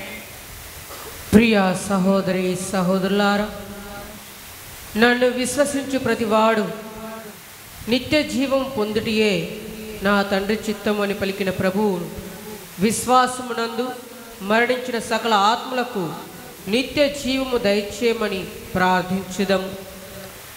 అందరూ ఓ దేవా నిత్య ప్రకాశం వారికి ప్రకాశించునుగాక. ఓ దేవా నిత్య ప్రకాశము వారికి ప్రకాశించునుగాక. ఓ ప్రేమగల తండ్రి, సమస్త మానవాళి నిత్య జీవము పొందవలెనని మీ ఏకైక ఆకాంక్ష, నిత్య జీవము పొందటానికి తమ జీవితములను సమర్పించుకొని ప్రజలకు మీ వాక్కును బోధిస్తూ దివ్య సంస్కారములను అందజేస్తూ అహర్నిశలు పరిచర్య చేయుచున్న మా లియో జగద్గురువులను, మా ప్రకాశం మరియు పిల్లి అంతోనిదాస్ పీఠాధిపతులను, మా విచారణ గురువును, సహాయక గురువును, తదితర గురువులను, మఠవాసులను ప్రత్యేకముగా దీవించి కాపాడండి. విశ్వాసులకు సేవలందించి మరణించిన సకల యాజకులకు మోక్ష భాగ్యము ప్రసాదించమని అందరూ ఓ దేవా నిత్య ప్రకాశము వారికి ప్రకాశించునుగాక. ఓ దేవా నిత్య ప్రకాశము వారికి ప్రకాశించునుగాక. ఓ పరలోక ప్రభువా, మొదట దైవరాజ్యము వెదకుడి, అప్పుడు అంతయు మీకు సమకూర్చబడును అని క్రీస్తు ప్రభువు పలికి ఉన్నారు.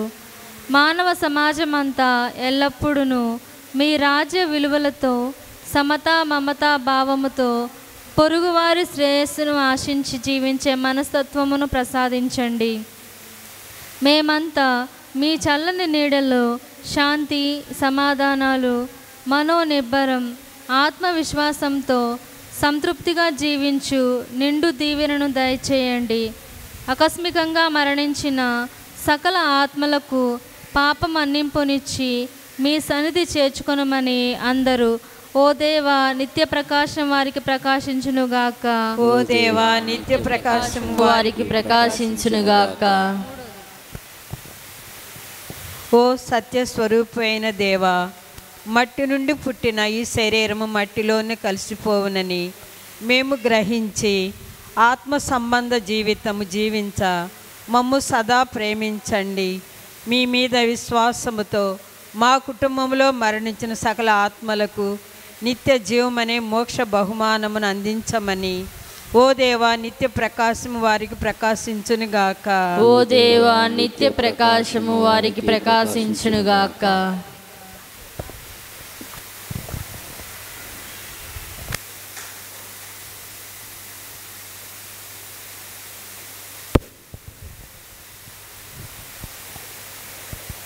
ఓ మంచి మేపరి అయిన ప్రభువా, ఈ లోకం మాకు శాశ్వతం కాదని, పరలోకంలో దేవునిచే తీర్పు పొందవలసి ఉంటుందని మేము గుర్తెరిగి దానికి తగినట్లుగా మా అంతరంగాలను శుభ్రపరచుకుంటూ రుజుమార్గంలో పయనించటానికి అవసరమైన విచక్షణ జ్ఞానాన్ని తెలివిని మాకు సమృద్ధిగా వసగమని అందరూ ఓ ప్రభు ఓ దేవా నిత్య ప్రకాశము వారికి ప్రకాశించునుగాక. ప్రకాశం వారికి ప్రకాశించునుగాక.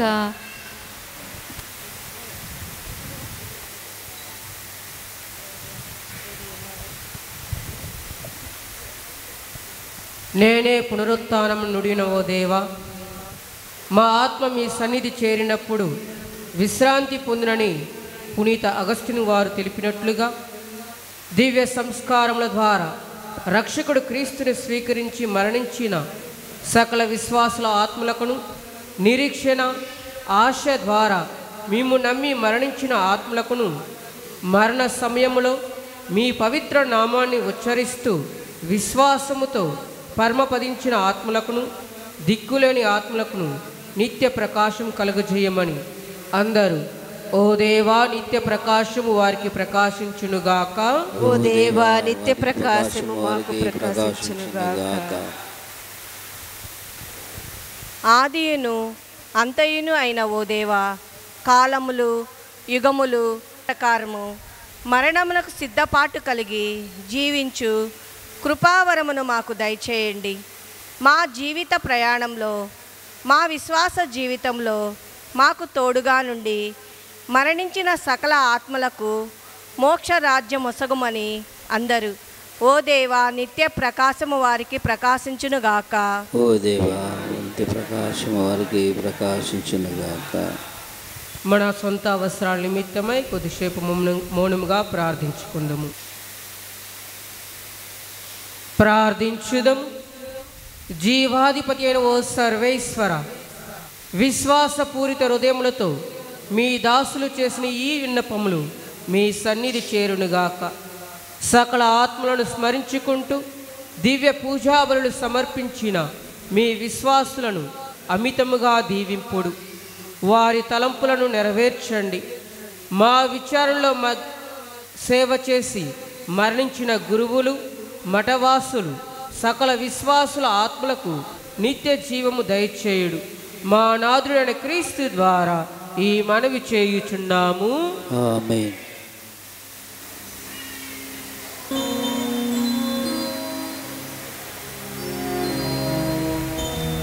నన్ను నీకు అర్పించనా యేసువా, నీ వాకిట నిలిచాను నా దైవమా, నిరుపేదను కడుదీనను నా కాన్క చేకొనుమా, నన్ను నీకు అర్పించనా యేసువా, నీ వాకిట నిలిచాను నా దైవమా, నిరుపేదను కడుదీనను నా కాన్క చేకొనుమా.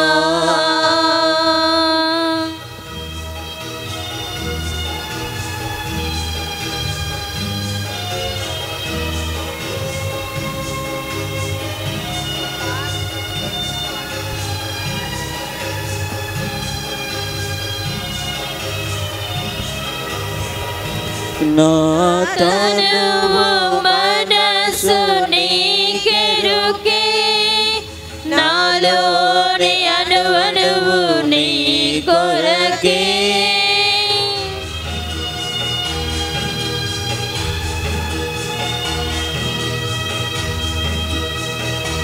నా తనువు మనసు నీకెరుకే, నాలోని అణువణువు నీ కొరకే, నేనంకితం దేవని సేవకై, నేనంకితం దేవని సేవకై, నా కాన్క చేకొనుమా, నన్ను నీకు అర్పించనా యేసువా, నీ వాకిట నిలిచాను నా దైవమా, నిరుపేదను కడుదీనను నా కాన్క చేకొనుమా. సహోదరి సహోదరులారా, నేనును మీరును అర్పించుచున్న ఈ బలి సర్వశక్తి గల పితైన సర్వేశ్వరునికి అంగీకారమునట్లు ప్రార్థింపుము. ప్రభు తన నామస్తుతి మహిమ కొరకును మన ప్రయోజనము కొరకును తన పవిత్ర శ్రీ సభ ప్రయోజనము కొరకును ఈ కరముల ద్వారా ఈ బలిని స్వీకరించునుగాక. ఓ సర్వేశ్వర, నీవు సర్వశక్తిమంతుడవు, దయామయుడవు. మేమర్పించి ఈ బలి అర్పణల ద్వారా నిన్ను సేవించి మరణించిన నీ విశ్వాసుల పాపములను క్రీస్తు రక్తములో కడిగివేయమని నిన్ను ప్రార్థించుచున్నాము. జ్ఞానస్థానపు నీటితో ఇంతకు పూర్వమే శుద్ధి నొందిన వారిని కనికరముతో సదా క్షమించుచు నీవు వారికి నిత్య విశ్రాంతిని కూడా దయచేయము. మా ప్రభు అయిన క్రీస్తు ద్వారా ఈ మనవి చేయుచున్నాము. ఆమేన్. ప్రభు మీతో ఉండునుగాక, మీ ఆత్మతోనూ ఉండునుగాక. మీ మనసులను ఉన్నతమునకు త్రిప్పుము. ప్రభు వైపు త్రిప్పినాము. మన దేవుడైన ప్రభువునకు కృతజ్ఞత తెలుపుదము. కృతజ్ఞత తెలుపుట యుక్తము, న్యాయము. ప్రభు అయిన దేవా, పావన పిత, సర్వశక్తిగల నిత్య సర్వేశ్వర, మేము ఎల్లప్పుడూ ఎచ్చోటను నీకు కృతజ్ఞత వందనములు చెల్లించుట యుక్తము, న్యాయము, ధర్మము, రక్షణదాయకము. నీ సంకల్పానుసారము మేము జన్మించుచున్నాము, నీ ఆజ్ఞానుసారము పాలింపబడుచున్నాము. నీ చట్టానుసారము మట్టి నుండి పుట్టిన మేము పాప ఫలితముగా మరలా మట్టిలో కలిసిపోవుచున్నాము. కానీ నీ కుమారుని మరణము ద్వారా రక్షింపబడిన మేము నీ చిత్తానుసారము ఉత్థాన మహిమకు లేవనెత్తబడుచున్నాము. కావున దూతల పునీతుల బృందములతో ఏకమై మేము నిరంతరము నిన్ను స్తుతించుట ఎట్లనగా,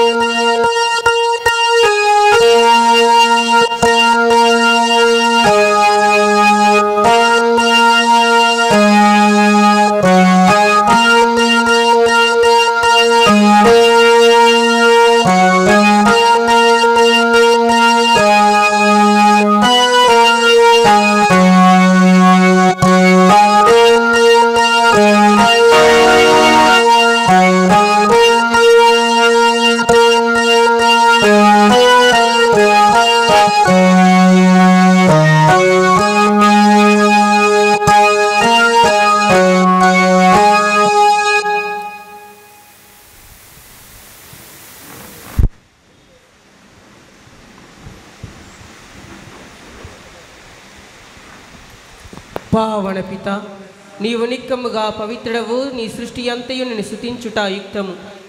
ఏలైనా నీ కుమారులను మా ప్రభువైన యేసుక్రీస్తు ద్వారా పవిత్రాత్మ ప్రభావములను సమస్తమునకు జీవము పోసి పవిత్రపరచుచున్నావు.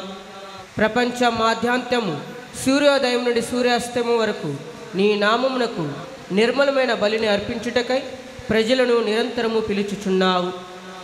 కావున ఓ ప్రభువ, ఈ కానుకలను నీ సముఖమునకు తెచ్చి ఉన్నాము. పవిత్రాత్మ ద్వారా వీనిని పవిత్రపరచ బ్రతిమాలుచున్నాము. ఈ విధమున ఇవి మా ప్రభువును నీ కుమారుని యేసుక్రీస్తు శరీర రక్తములు అగునుగాక. అతని ఆజ్ఞ ప్రకారమే ఈ కృతజ్ఞత అర్చనను నెరవేర్చుచున్నాము. అతడు అప్పగింపబడిన రాత్రి అప్పమును అందుకొని నీకు కృతజ్ఞతావందనములు చెప్పి స్తుతించి త్రుంచి శిష్యులకిచ్చుచూ ఇట్లనెను, మీరందరూ దీన్ని తీసుకొని భుజింపుము. ఏలయనా ఇది మీ కొరకు అప్పగింపబడిన నా శరీరము. ఆరాధనా ఆరాధనా యేసయ్యా ఆరాధనా ఆరాధనా ఆరాధనా యేసయ్యా ఆరాధనా. ఆ విధముగానే భోజనానంతరము పాత్రమును అందుకొని నీకు కృతజ్ఞతావందనములు చెప్పి స్తుతించి శిష్యులకిచ్చుచూ ఇట్లనెను, మీరందరూ దీన్ని తీసుకొని దీని నుండి పానము చేయుడు. ఏలయనా ఇది నూతన నిత్య నిబంధన యొక్క నా రక్తపు పాత్రము. ఇది మీ కొరకును అనేకుల కొరకును పాప పరిహారమునకై ధారబోయబడును. దీనిని నా జ్ఞాపకార్థము చేయుడు. ఆరాధనా ఆరాధనా మెస్సయ్యా ఆరాధనా ఆరాధనా ఆరాధనా మెస్సయ్యా ఆరాధనా. ఇది విశ్వాస రహస్యము. జేసువా మీ మరణమును ప్రకటించెదము, మీ ఉత్థానమును చాటెదము, మీరు మరలా వచ్చు వరకు వేచెదము. కనుక తండ్రి, నీ కుమారుని రక్షణాయుతమగు శ్రమలను, అద్భుతమైన ఉత్థానమును, మోక్షారోహణమును స్మరించుచు అతడు మరలా వేంచేయునని ఎదురుచూచి మేము ఈ పవిత్ర జీవన బలిని కృతజ్ఞతతో నీకు అర్పించుచున్నాము. నీ పవిత్ర శ్రీ సభ యొక్క కానుకలను ప్రీతితో వీక్షింప బ్రతిమాలుచున్నాము. తన మరణము ద్వారా మమ్ము నీతో సఖ్యపరిచిన నీ కుమారుని బలిని స్వీకరింపుము. మేము అతని శరీర రక్తములతో పోషింపబడి పవిత్రాత్మతో నింపబడి అతని యందు ఏక శరీరము ఏక మనస్సు కలిగి ఉండునటులా దయచూపుము. వారే మమ్మ మీకు నిత్యార్పణగా రూపొందించునుగాక. మీరు ఎన్నుకున్న పుణ్యాత్ములతోనూ ముఖ్యముగా పవిత్ర కన్యో దేవమాత అయిన మరియమాతతోనూ ధన్యులైన మీ అపోస్తులతోనూ వేద సాక్షులతోనూ పుడిత జోజప్ప గారితోనూ పుడిత చిన్న తెరెసమ్మ గారితోనూ సకల పుణితులతో పాటు మమ్మును మోక్ష భాగ్యమునకు వారసులుగా చేయము. ఎలయన వీరి విజ్ఞాపన ప్రార్థనల నిరవధి సహాయంపై మేము ఆధారపడి ఉన్నాము. ఓ ప్రభువా, మమ్మ మీతో సఖ్యపరచు. ఈ బలి లోకమంతటికి శాంతిని శ్రేయస్సును ప్రసాదించినట్లు బ్రతిమాలు కొనుచున్నాము. ఈ లోకమున యాత్ర చేయి మీ శ్రీ సభను మీ సేవకుడగు మా లియో పాపగారిని, మా ప్రకాశ మరియు అంతోడిదాస్ పీఠాధిపతులను, తదితర పీఠాధిపతులను, గురువులందరినీ, మీరు సంపాదించుకున్న ప్రజలందరినీ విశ్వాసమందును ప్రేమయందును దృఢపరపము. మీ చిత్త ప్రకారం మీ సముఖమున చేరి ఉన్న ఈ ప్రజల మనవులను ఆలకింపము. దయగల తండ్రి, నలుదశలు చెదిరి ఉన్న మీ బిడ్డలందరినీ కనికరముతో మీతో ఐక్యము చేసుకొనుము.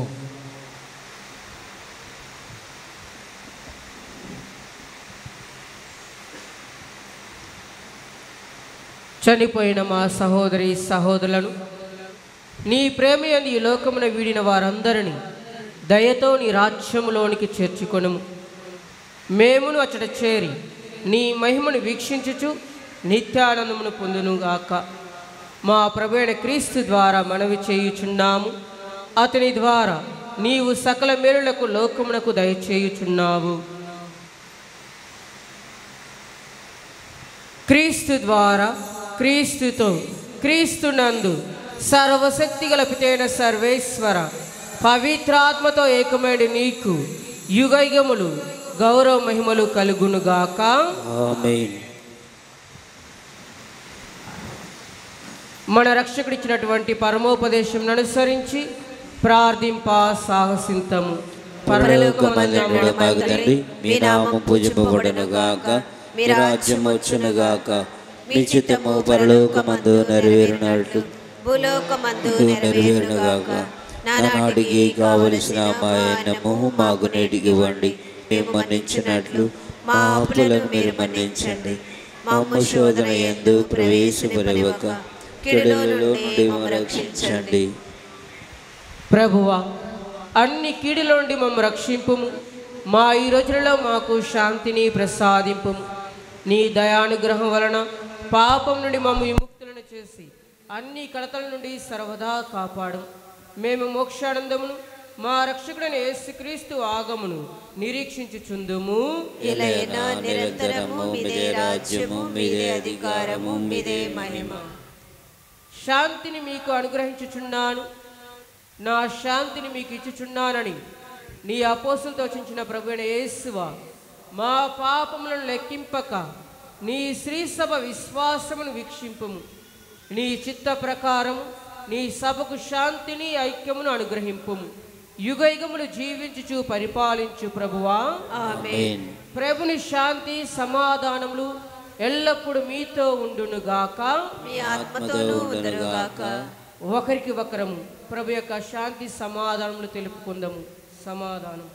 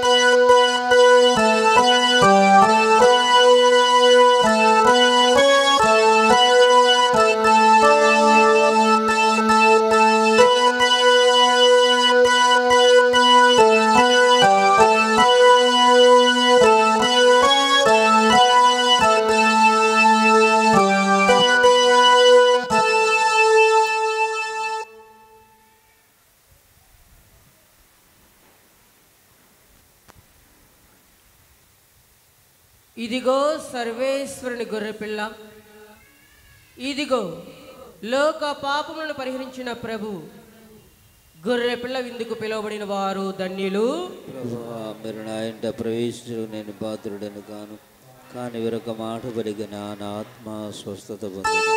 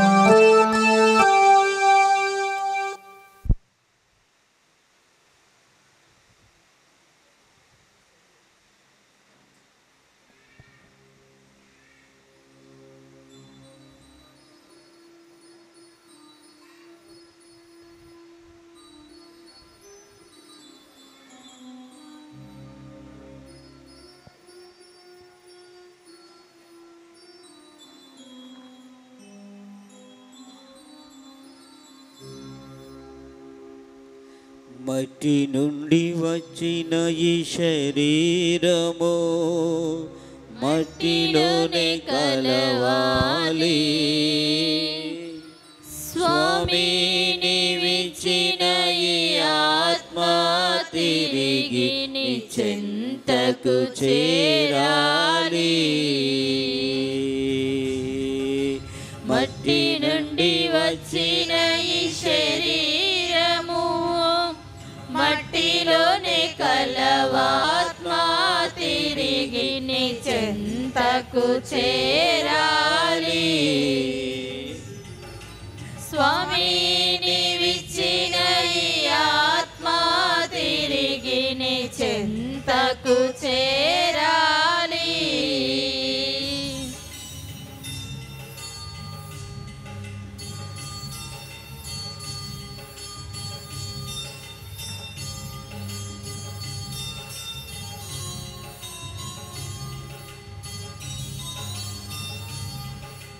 నీకే నీ స్వంతం నరికి చేరాలి. నీకే నీ సొంతం నీవే నా సర్వం నిదరికి చేరాలి.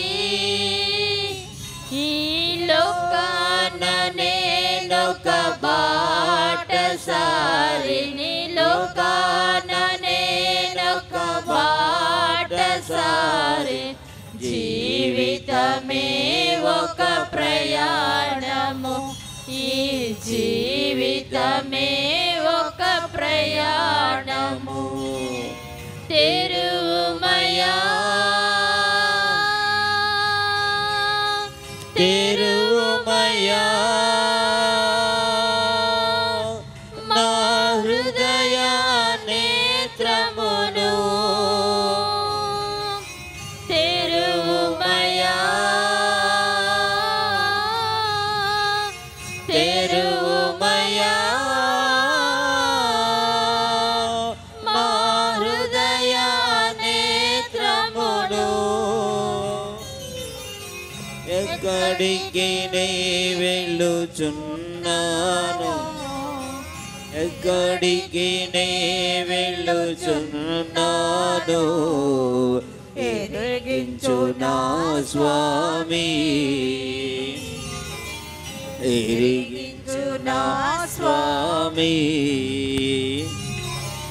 మట్టి నుండి వచ్చిన ఈ శరీరము మట్టిలోనే కలవాలి. స్వామి నీవిచ్చిన ఈ ఆత్మ తిరిగి నీ చెంతకు చేరాలి. ఆత్మ తిరిగి నీ చెంతకు చేరాలి.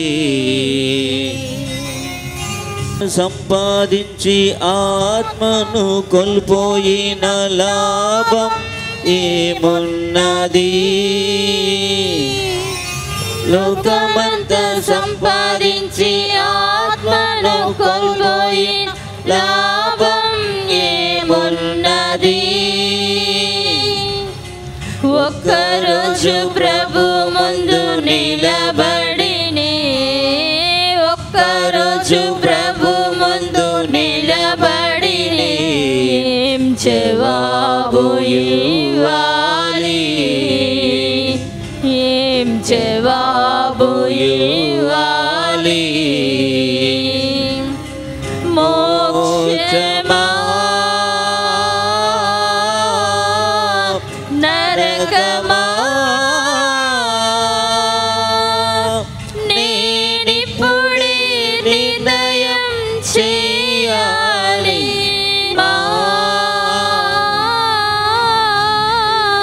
నరకమా నేనిప్పుడే నిర్ణయం చేయాలి. ఆత్మకు బదులుగా ఏమివ్వగలను? ఆత్మకు బదులుగా ఏమివ్వగలను? ఎరిగించు నా స్వామి, నన్ను ఎరిగించు కరుణించు నా స్వామి. మట్టి నుండి వచ్చిన ఈ శరీరము మట్టిలోనే కలవాలి. స్వామి నీవిచ్చిన ఈ ఆత్మ తిరిగి నీ చెంతకు చేరాలి. స్వామి నీవిచ్చిన ఈ ఆత్మ తిరిగి నీ చెంతకు చేరాలి. యేసుక్రీస్తులో ప్రేమైన సోదరి సోదరులారా, ఈరోజు మనం సకల ఆత్మాలు పండుగను కొనియాడుచున్నాం కాబట్టి తిరుసభ మనకు ఒక వరాన్ని ఇస్తుంది. అదేమిటంటే, ఎవరైతే ఈరోజు సమాధులు దర్శించి మరణించిన వారి కొరకు ప్రార్థన చేసి పాపుగారి యొక్క ఉద్దేశం కొరకు ఒక పరలోక జపం, మంగళవార్త జపం, త్రిత్వైక సర్వేశ్వరి స్తోత్రం చెప్పుకుంటారో వారికి పరిపూర్ణ ఫలం ఇస్తుంది. దీన్ని అందరూ కూడా సద్వినియోగం చేసుకోవాలి. నిన్నటి రోజు సమాధులు పరీక్షించినప్పుడు ఒక చోట నీళ్లు చేరున్నాయి, మిగతా అన్ని చోట్ల గడ్డి పెద్దగా పెరిగి ఉంది. గడ్డి కిందంతా నీళ్ళే. పూజ పెట్టుకునే ఒక పరిస్థితి అక్కడ లేదు అని తెలుసుకోవడం అయింది.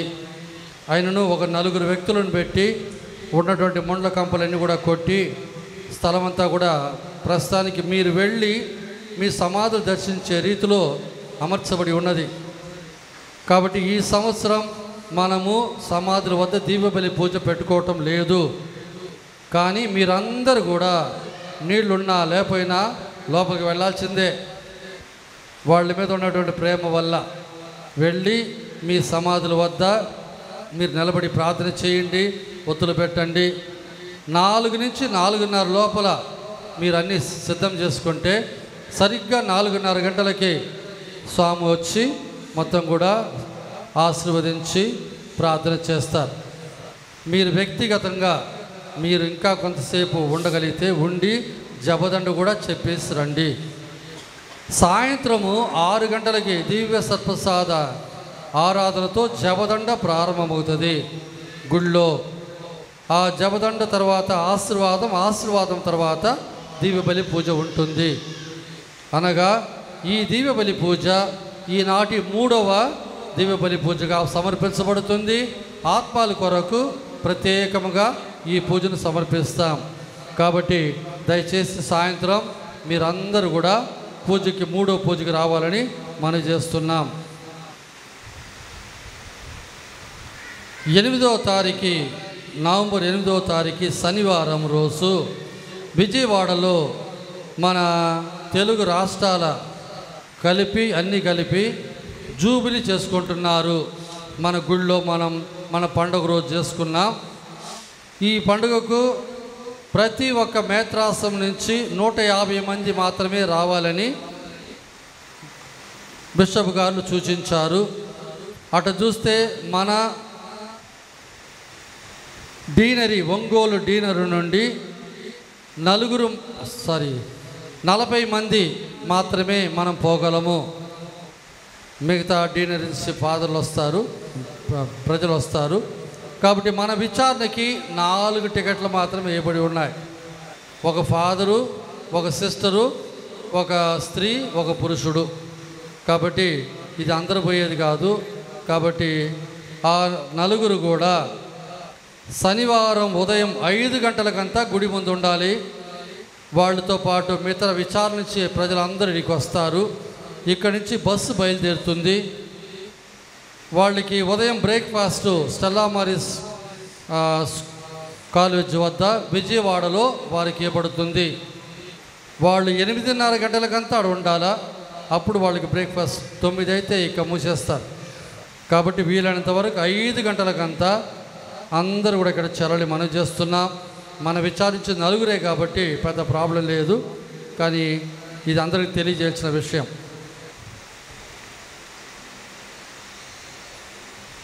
మన సంఘ పెద్దలు 2-3 సంవత్సరాలుగా 2-3 సంవత్సరాలుగా స్వామి మేమందరం కూడా ఎక్కడైనా ఒక తీర్థయాత్రకి వెళ్ళేటట్టుగా ఏర్పాటు చేయండి అని అడుగుతూ ఉండేవాళ్ళు. మరి ఆ లెక్క ఎవరిది అంటే స్వామిది అంటూ ఉండేవాడు. అంటే గుడి డబ్బు వాడకుండా స్వామి తన సొంత డబ్బు లేక వాళ్ళ యొక్క అనుచరులు స్నేహితుల వద్ద నుండో వీలైనంత వరకు దీన్ని సమకూర్చి చేయాలని వాళ్ళ కోరిక. ఎక్కడికి వెళ్తారని అడిగినప్పుడు వాళ్ళు మేము గోవాకి వెళ్తామన్నారు. గోవాకి ఆల్రెడీ కొన్నిసార్లు వెళ్ళి ఉన్నారు. కాబట్టి నేను దాని గురించి ప్రార్థన చేసినప్పుడు నాకు వచ్చిన ప్రేరేపణ ఇట్ట పడమర కాదు ఇటు తూర్పు వైపు వెళ్తే బాగుంటుంది అనుకున్నా. అంటే మదర్ తెరేసా పునీతురాలైన తర్వాత అక్కడ గొప్ప గొప్ప అద్భుతాలు జరుగుతున్నాయి కలకత్తాలో. కాబట్టి ఈ టూరు అనేది కలకత్తాకు ఏర్పాటు చేస్తే దాంతోపాటు మన గుడి ఆవరణమందు మదర్ తెరేసా గారి యొక్క స్వరూపం కూడా ఉంది కాబట్టి అది అనుకూలంగా ఉంటుంది అనుకున్నాను. 70 మంది ఈ యొక్క టూరుకి వెళ్ళొచ్చు. అందులో 2 అనగా 70 మంది, ఇంకొక 2 కలిపితే 2, అంటే మన వంట వాళ్ళు ఒకరు, పిలిపి ఒకరు, వాళ్ళతో పాటు 2 గురువులు, 2 సిస్టర్లు, మొత్తం 76 మంది ఈ యొక్క టూర్కి వెళ్ళొచ్చు. కానీ 70 టికెట్లు మాత్రమే మీవి, మిగతావి ఫాదర్లవి వీళ్ళవి. మీరు ట్రైన్తో వెళ్ళాలి. ఒక్కొక్క టికెట్కి వెళ్ళి రావడానికి 1260 రూపాయలు అవుతుంది. కోరమండల్ ఎక్స్ప్రెస్ సోమవారం ఉదయం 11 గంటలకి ఒంగోలులో అది బయలుదేరుతుంది. ఔరాకి అది మంగళవారం 11 గంటలకు చేరుకుంటుంది. మీరు ఆడ చేరుకున్న తర్వాత మేము ఒక బస్సు ఏర్పాటు చేస్తాం.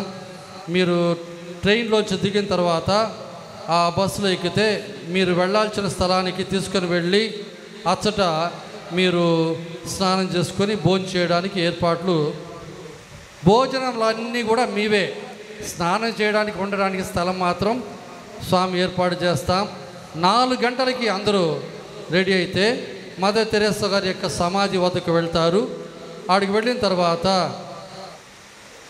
నేను మరియు నాతో వచ్చే గురువులు కలిసి అనారోగ్యంగా ఉన్నటువంటి మా స్నేహితుడు లియో కెల్లి వారు గొప్ప గొప్ప కార్యక్రమాలు మరీ రాణి మరియు సింగరాయకొండలో చేశారు. ఇక్కడ మాత్రం పెద్దగా ఏం మనం చేయలేదు. కాబట్టి వారు నేను అడిగాను, మా యొక్క భక్తులు ఇలా వెళ్ళాలనుకుంటున్నారు అని వివరించినప్పుడు సరే నేను సహాయం చేస్తానన్నాడు. కానీ వారికి ఈ మధ్యలో అనారోగ్యంగా డయాలిసిస్లో ఉన్నారు కాబట్టి వారి కొరకు ప్రత్యేకంగా మనం ప్రార్థన చేస్తామని నేను వారికి మాట ఇచ్చాను. కాబట్టి మీరు అక్కడికి వెళ్ళినప్పుడు మదర్ తెరేసా గారి యొక్క సమాధి ముందు వారి కొరకు ప్రత్యేకంగా ప్రార్థన చేయాలని మనవి చేస్తున్నాను. దానితో పాటు మీ ఉద్దేశాలు కూడా మీరు కలిపి ప్రార్థన చేసి పూజ పెట్టుకోవచ్చు. మరుసటి రోజు బుధవారము ఆ రోజు ఉదయం బ్రేక్ఫాస్ట్ అయిన తర్వాత కలకత్తాలో ఏదైనా చూడాల్సిన స్థలాలు ఉంటే ఆ బస్సు ద్వారా వెళ్ళి చూడవచ్చు. 4 గంటలకి మళ్ళీ అందరూ వెనక్కి తిరిగి వచ్చిన తర్వాత స్నానం చేసి 6 గంటలకి అందరూ కలకత్తాలో ఉన్నటువంటి కథీడ్రల్ మరియు అడున్నటువంటి కార్డినల్ వీళ్ళైనంత వరకు మన బిషప్ గారి ఉత్తరం తీసుకొని కార్డినల్ని ఒప్పించి వారు మనకు పూజ చేసేటట్టు ఏర్పాటు చేయాలని అనుకుంటున్నాం. అది ఇంకా వర్కౌట్ కాలేదు, చేస్తాం. తర్వాత ఆడ పూజ చూసుకున్న తర్వాత ఇక అందరూ ఉన్నటువంటి స్థలానికి వెళ్ళాలి. రాత్రి 11 గంటలకి ఔరా స్టేషన్లో చెన్నై మెయిల్ బయలుదేరితే అది బుధవారం రాత్రి 11 గంటలకి, బేస్తవారం ఉదయం 11:30 ఒంగోలు చేరుకుంటారు. ఇది ఒక ప్రస్తుతము నేను వర్కౌట్ చేసినటువంటి ఒక ప్లాన్. టికెట్లు అందరికీ దొరకాలంటే 60 రోజుల ముందు టికెట్ బుక్ చేయాలి. కాబట్టి ఆ రిజర్వేషన్ అనేది ఒకేసారి ఒక బోగి కంపార్ట్మెంట్ బుక్ చేసుకుంటే బాగుంటుంది అనుకుంటున్నాం.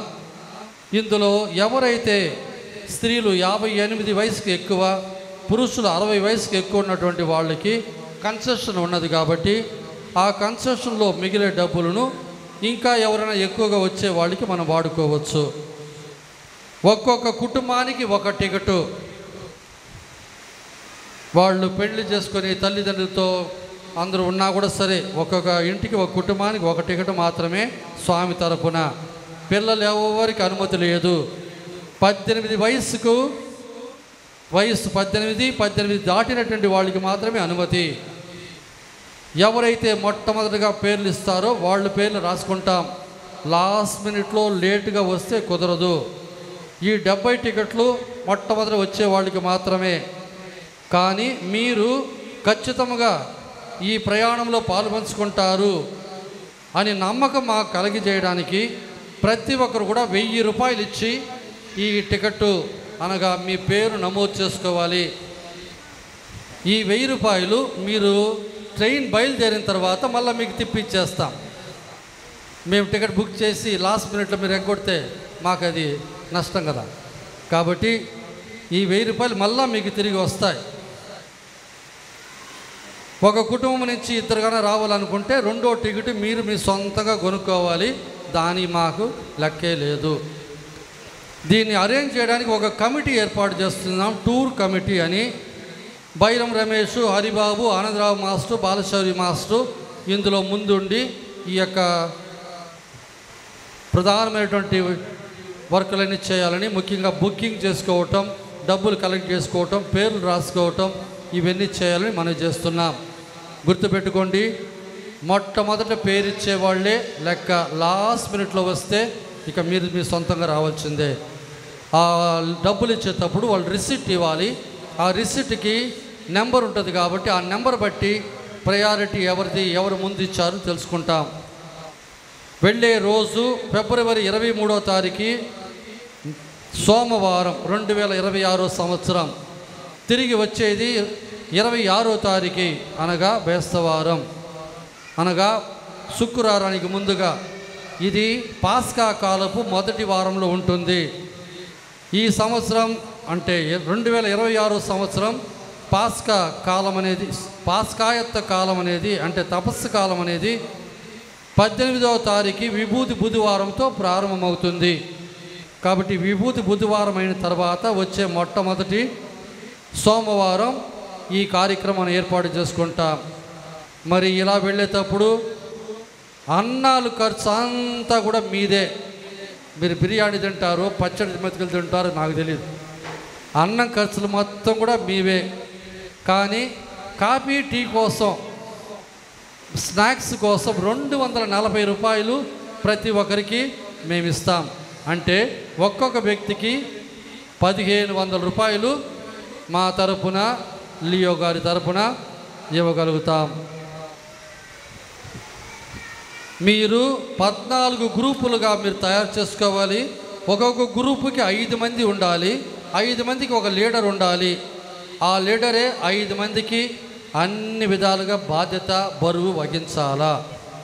అటు డబ్బు తీసుకోవటం కానీ, ఇవ్వటం కానీ, వాళ్ళు బాగోగులు చూసుకోవటం కానీ, టైంకి వాళ్ళు ట్రైన్ ఎక్కేటట్టు చూసుకోవటం కానీ, వెళ్ళిన చోట వాళ్ళు దారి తప్పిపోకుండా చూసుకోవటం కానీ ఆ 14 గ్రూపులో ఉన్నటువంటి లీడర్ గారి యొక్క బాధ్యత. ఈ టూర్ కమిటీ వాళ్ళు అక్కడ దిగిన తర్వాత కలకత్తాలో తిరిగి చూడడానికి బస్సు ఏర్పాట్లు, దాని పేమెంట్ అంతా నా ద్వారా వాళ్ళు చేస్తారు. మీరు వెళ్ళినప్పుడు అక్కడ ఉండడానికి మన సలేష సభ సిస్టర్లు కూడా అక్కడ ఉన్నారు. మరి సలేష సభ గురువులు ఉన్నారు. వారితో సంప్రదించి ఎక్కడైనా ఒక బోర్డింగ్ దొరుకుతుందా అని ప్రయత్నం చేద్దామని ఉన్నాం. ఎవరైతే ఏసీలో పోవాలనుకుంటున్నారో ఏసీ టికెట్ 3260 రూపాయలు. అంటే పోయి తిరిగి రావడానికి. అంటే ఒక్కొక్క టికెట్ మీద 1000 రూపాయలు ఎక్కువ, అంటే 2000 రూపాయలు ఎక్కువ. మీరు స్వామి దగ్గర మామూలు టికెట్ తీసుకొని దాన్ని ఏసీగా మీరు మార్చుకుంటారంటే అది మీ ఇష్టం. కానీ అది చలికాలమే కాబట్టి పెద్దగా ఏసీ అవసరం లేదనుకుంటా. అయినా మీరు దాన్ని చూసుకోండి. కానీ ఒక కుటుంబానికి ఒక టికెటే, అది గుర్తుపెట్టుకోండి. 2 ఫాదర్లు ముందుగానే వెళ్ళి కావలసిన ఏర్పాట్లు అక్కడ చేస్తారు. మన సిస్టర్లు మీతో పాటు బయలుదేరి వస్తారు. తిరిగి వచ్చేటప్పుడు అందరు తిరిగి వస్తాం. ఈ టూర్ కమిటీ వాళ్ళు రైల్వే డిపార్ట్మెంట్తో మాట్లాడి ఒకేసారి ఒక బోగి బుక్ చేయడానికి వీలు ఉంటుందా అంటే ఒక కంపార్ట్మెంట్ మొత్తం మనకని బుక్ చేయడానికి వీలు ఉంటుందా అని చూసి ఆ వివరాలు తెలియజేయాలి. మన బిషప్ గారి యొక్క ఉత్తరం తీసుకొని కార్డినల్కి సమర్పించి తద్వారా వాళ్ళు ఫిబ్రవరి 25వ తారీఖు మనకు పూజ చేయగలరా అని కూడా మేము కనుక్కుంటాం. ఏదేమైనా స్వామి నిర్ణయమే చివరి నిర్ణయం. దీంట్లో ఎవరి కమాండ్లు డిమాండ్లు ఏం పనికిరావు. ఏదైనా సరే మీరు 1000 రూపాయలు ఇచ్చి మీ పేరు నమోదు చేసుకోండి. ఆ 1000 రూపాయలు మళ్ళా మీకు తిప్పి ఇచ్చేస్తాం. 70 టికెట్లు మాత్రమే మొత్తం కూడా. చెప్పింది అర్థమైందా? అందరూ షాకులో పోయినట్టున్నారు. ఈ మధ్యలో ఒక పెద్ద మొత్తం ఒకటి కూడా మనం బ్యాంకులో ఫిక్స్డ్ డిపాజిట్ చేసి ఉన్నాం. పెండ్లి ప్రకటన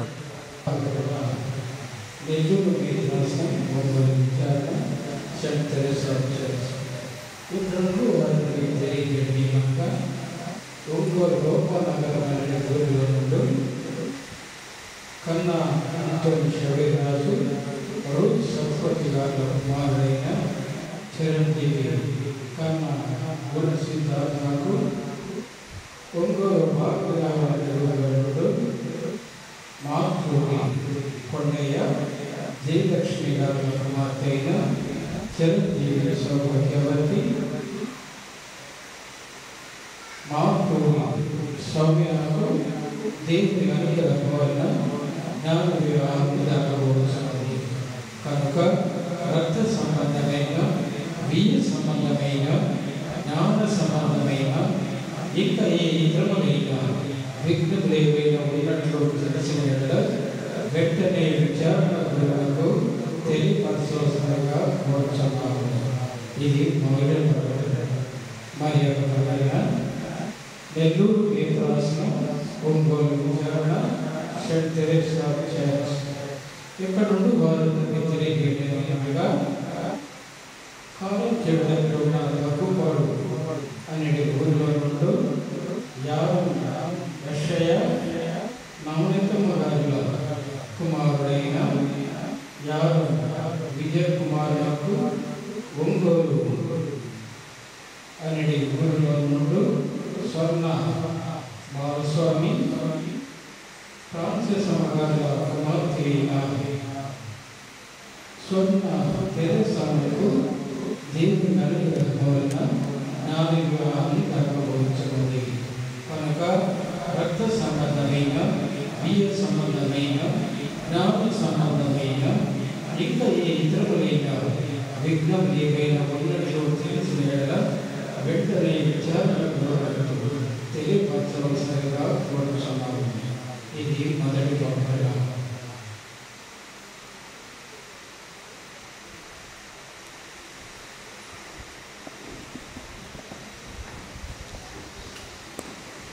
ప్రార్థించుదాం. ఓ ప్రభువా, మా కొరకు తన ప్రాణమును దారవోసి మహిమతో ఉత్థానమైన నీ జనితైక కుమారుని పరమవిందును భుజించితిమి. నిన్ను సేవించి మరణించిన నీ విశ్వాసుల కొరకు వినయపూర్వకముగా ప్రార్థించుచున్నాము. వారు ఈ పాస్కా పరమరక్షణ ద్వారా ప్రక్షాళనను గావింపబడి రానున్న పునరుత్థాన మహిమలో భాగస్థులవుదురుగాక. మా ప్రభు అయిన క్రీస్తు ద్వారా ఈ మనవి చేయుచున్నాము. ఆమేన్. ప్రభు మీతో ఉండునుగాక, నీ ఆత్మతోను ఉండునుగాక. సర్వశక్తి గల సర్వేశ్వరుడు పిత పుత్ర పవిత్రాత్మ మిమ్మల్ని ఆశీర్వదించి కాచి కాపాడునుగాక. ఆమేన్. పూజ సమాప్తమైనది. సమాధానముతో వెళ్ళి క్రీస్తు ప్రేమలో సేవలో జీవించండి. సర్వేశ్వరునికి వందనములు. మానవుడా నీ గతి ఏమౌను తెలియునా, ఏమేమి చేయుచుంటివో తప్పించుకుందువా.